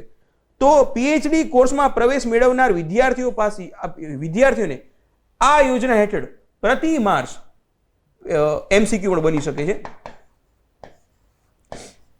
પ્રતિ માસ 15,000નું સ્ટાઇપેન્ડ અને વાર્ષિક 20,000નું અન્ય આનુષાંગિક ખર્ચ પેટે વધુમાં વધુ 2 લાખ અને મહત્તમ 4 લાખ રૂપિયાની વધુમાં વધુ 2 લાખ 2 વર્ષ માટે મહત્તમ 4 લાખ રૂપિયા સુધીની સહાય પૂરી પાડવામાં આવશે. ઓછામાં ઓછા તમને લોકોને તમે ગ્રેજ્યુએશન કર્યું 55% હોવા જોઈએ. બસ આટલી વસ્તુ અગત્યની છે, જેટલા માટે આપણે એને મેન્શન કર્યું છે. તો આટલી વસ્તુ જ હતી ખાસ અગત્યની. તો કંઈક એજ્યુકેશનને લગતું કંઈક ડેટા તમે મેન્શન કરી રહ્યા છો તો ત્યારે એનો ઉપયોગ કરી શકે. આ જે ડેટા જે છે એ સમાજ જે છે એમાં ઉપયોગ કરી શકો. ખાલી ભાષાની ટુ ધ પોઈન્ટ વાત કરી શકાય એની માટે શું વાત છે. ઓહો કાકા, આજે તો આ બાજુ ભૂલા પડ્યા ને કંઈ. તો સમાજમાં એવું નથી કે તમે બધા શુદ્ધ ગુજરાતીમાં વાત કરો, અમુક વાર તડપતી ભાષામાં પણ સટીક વાત કરી શકો. તો કાકાને વાત કરી છે. સમાજમાં પ્રોબ્લેમ શું થતો, સીધા આપણે મુદ્દા ઉપર નથી આવતા હોતા. આપણે જે કેવું છે ને એના ઉપર સમાજમાં વિદ્યાર્થીઓનો દર વખતે હું કહીશ, દરેક પાક્ષિકમાં કહીશ, જે તમને લોકોને યાદ રહે. સમાજમાં મોટો પ્રશ્ન થતો કે સમાજ ચાલુ કરે અને જે પ્રશ્ન હોય એની શરૂઆત થતી નથી હોતી. સમાજમાં આપણે એ પ્રયત્ન કરવાનો છે કે જે મૂળ સવાલ જે છે એની શરૂઆત ફટાફટ થઈ જાય. ધારો કે તમને એવું પૂછ્યું છે કે આઈ પોર્ટલથી થતા લાભાલાભ, તો આઈ પોર્ટલથી થતા લાભાલાભ વિશે તમને સમાજ અ અને બ વ્યક્તિ વચ્ચે ચર્ચા કરવાની વાત કરી છે, તો કઈ રીતે કરશો? તો અમુક વાર ચાલુ કરે ને તો લોકો કેવું છે, અડધા પેજ સુધી ચાલુ જ ન કર્યું, અ અને બ બે ગામની વાતો કરતા હોય, કઈ બાજુ ગયા હતા ને શું કર્યું, શું જમ્યા ને પછી અડધું પેજ થાય ત્યારે વાત કરે કે હું ખેતરમાં ગયો તો નામ કર્યું, આઈ ખેડૂત પોર્ટલ, પછી છેલ્લું પેજનું અંત આવે ત્યારે આઈ ખેડૂત પોર્ટલ અને બીજા પેજમાં પછી આઈ ખેડૂત પોર્ટલ થોડી ઘણી ચર્ચા હોય, 2 થી 3 સ્ટેટમેન્ટમાં વાત પૂરી થઈ જાય. એટલા માટે આપું છું કે જેથી તમને વાતને સટીકતાથી ફટાફટ ચાલુ કરી શકો. શું વાત કરીએ? ઓહો કાકા, આજે તો આ બાજુ ભૂલા પડ્યા ને કઈ, તો એને ડાયરેક્ટ શું વાત કરી, સાંભળ્યું હતું કે તે વાહન રિપેર કરવાનું ગેરેજ નાખ્યું છે, તે થયું કે લાવ તને જોતો આવું.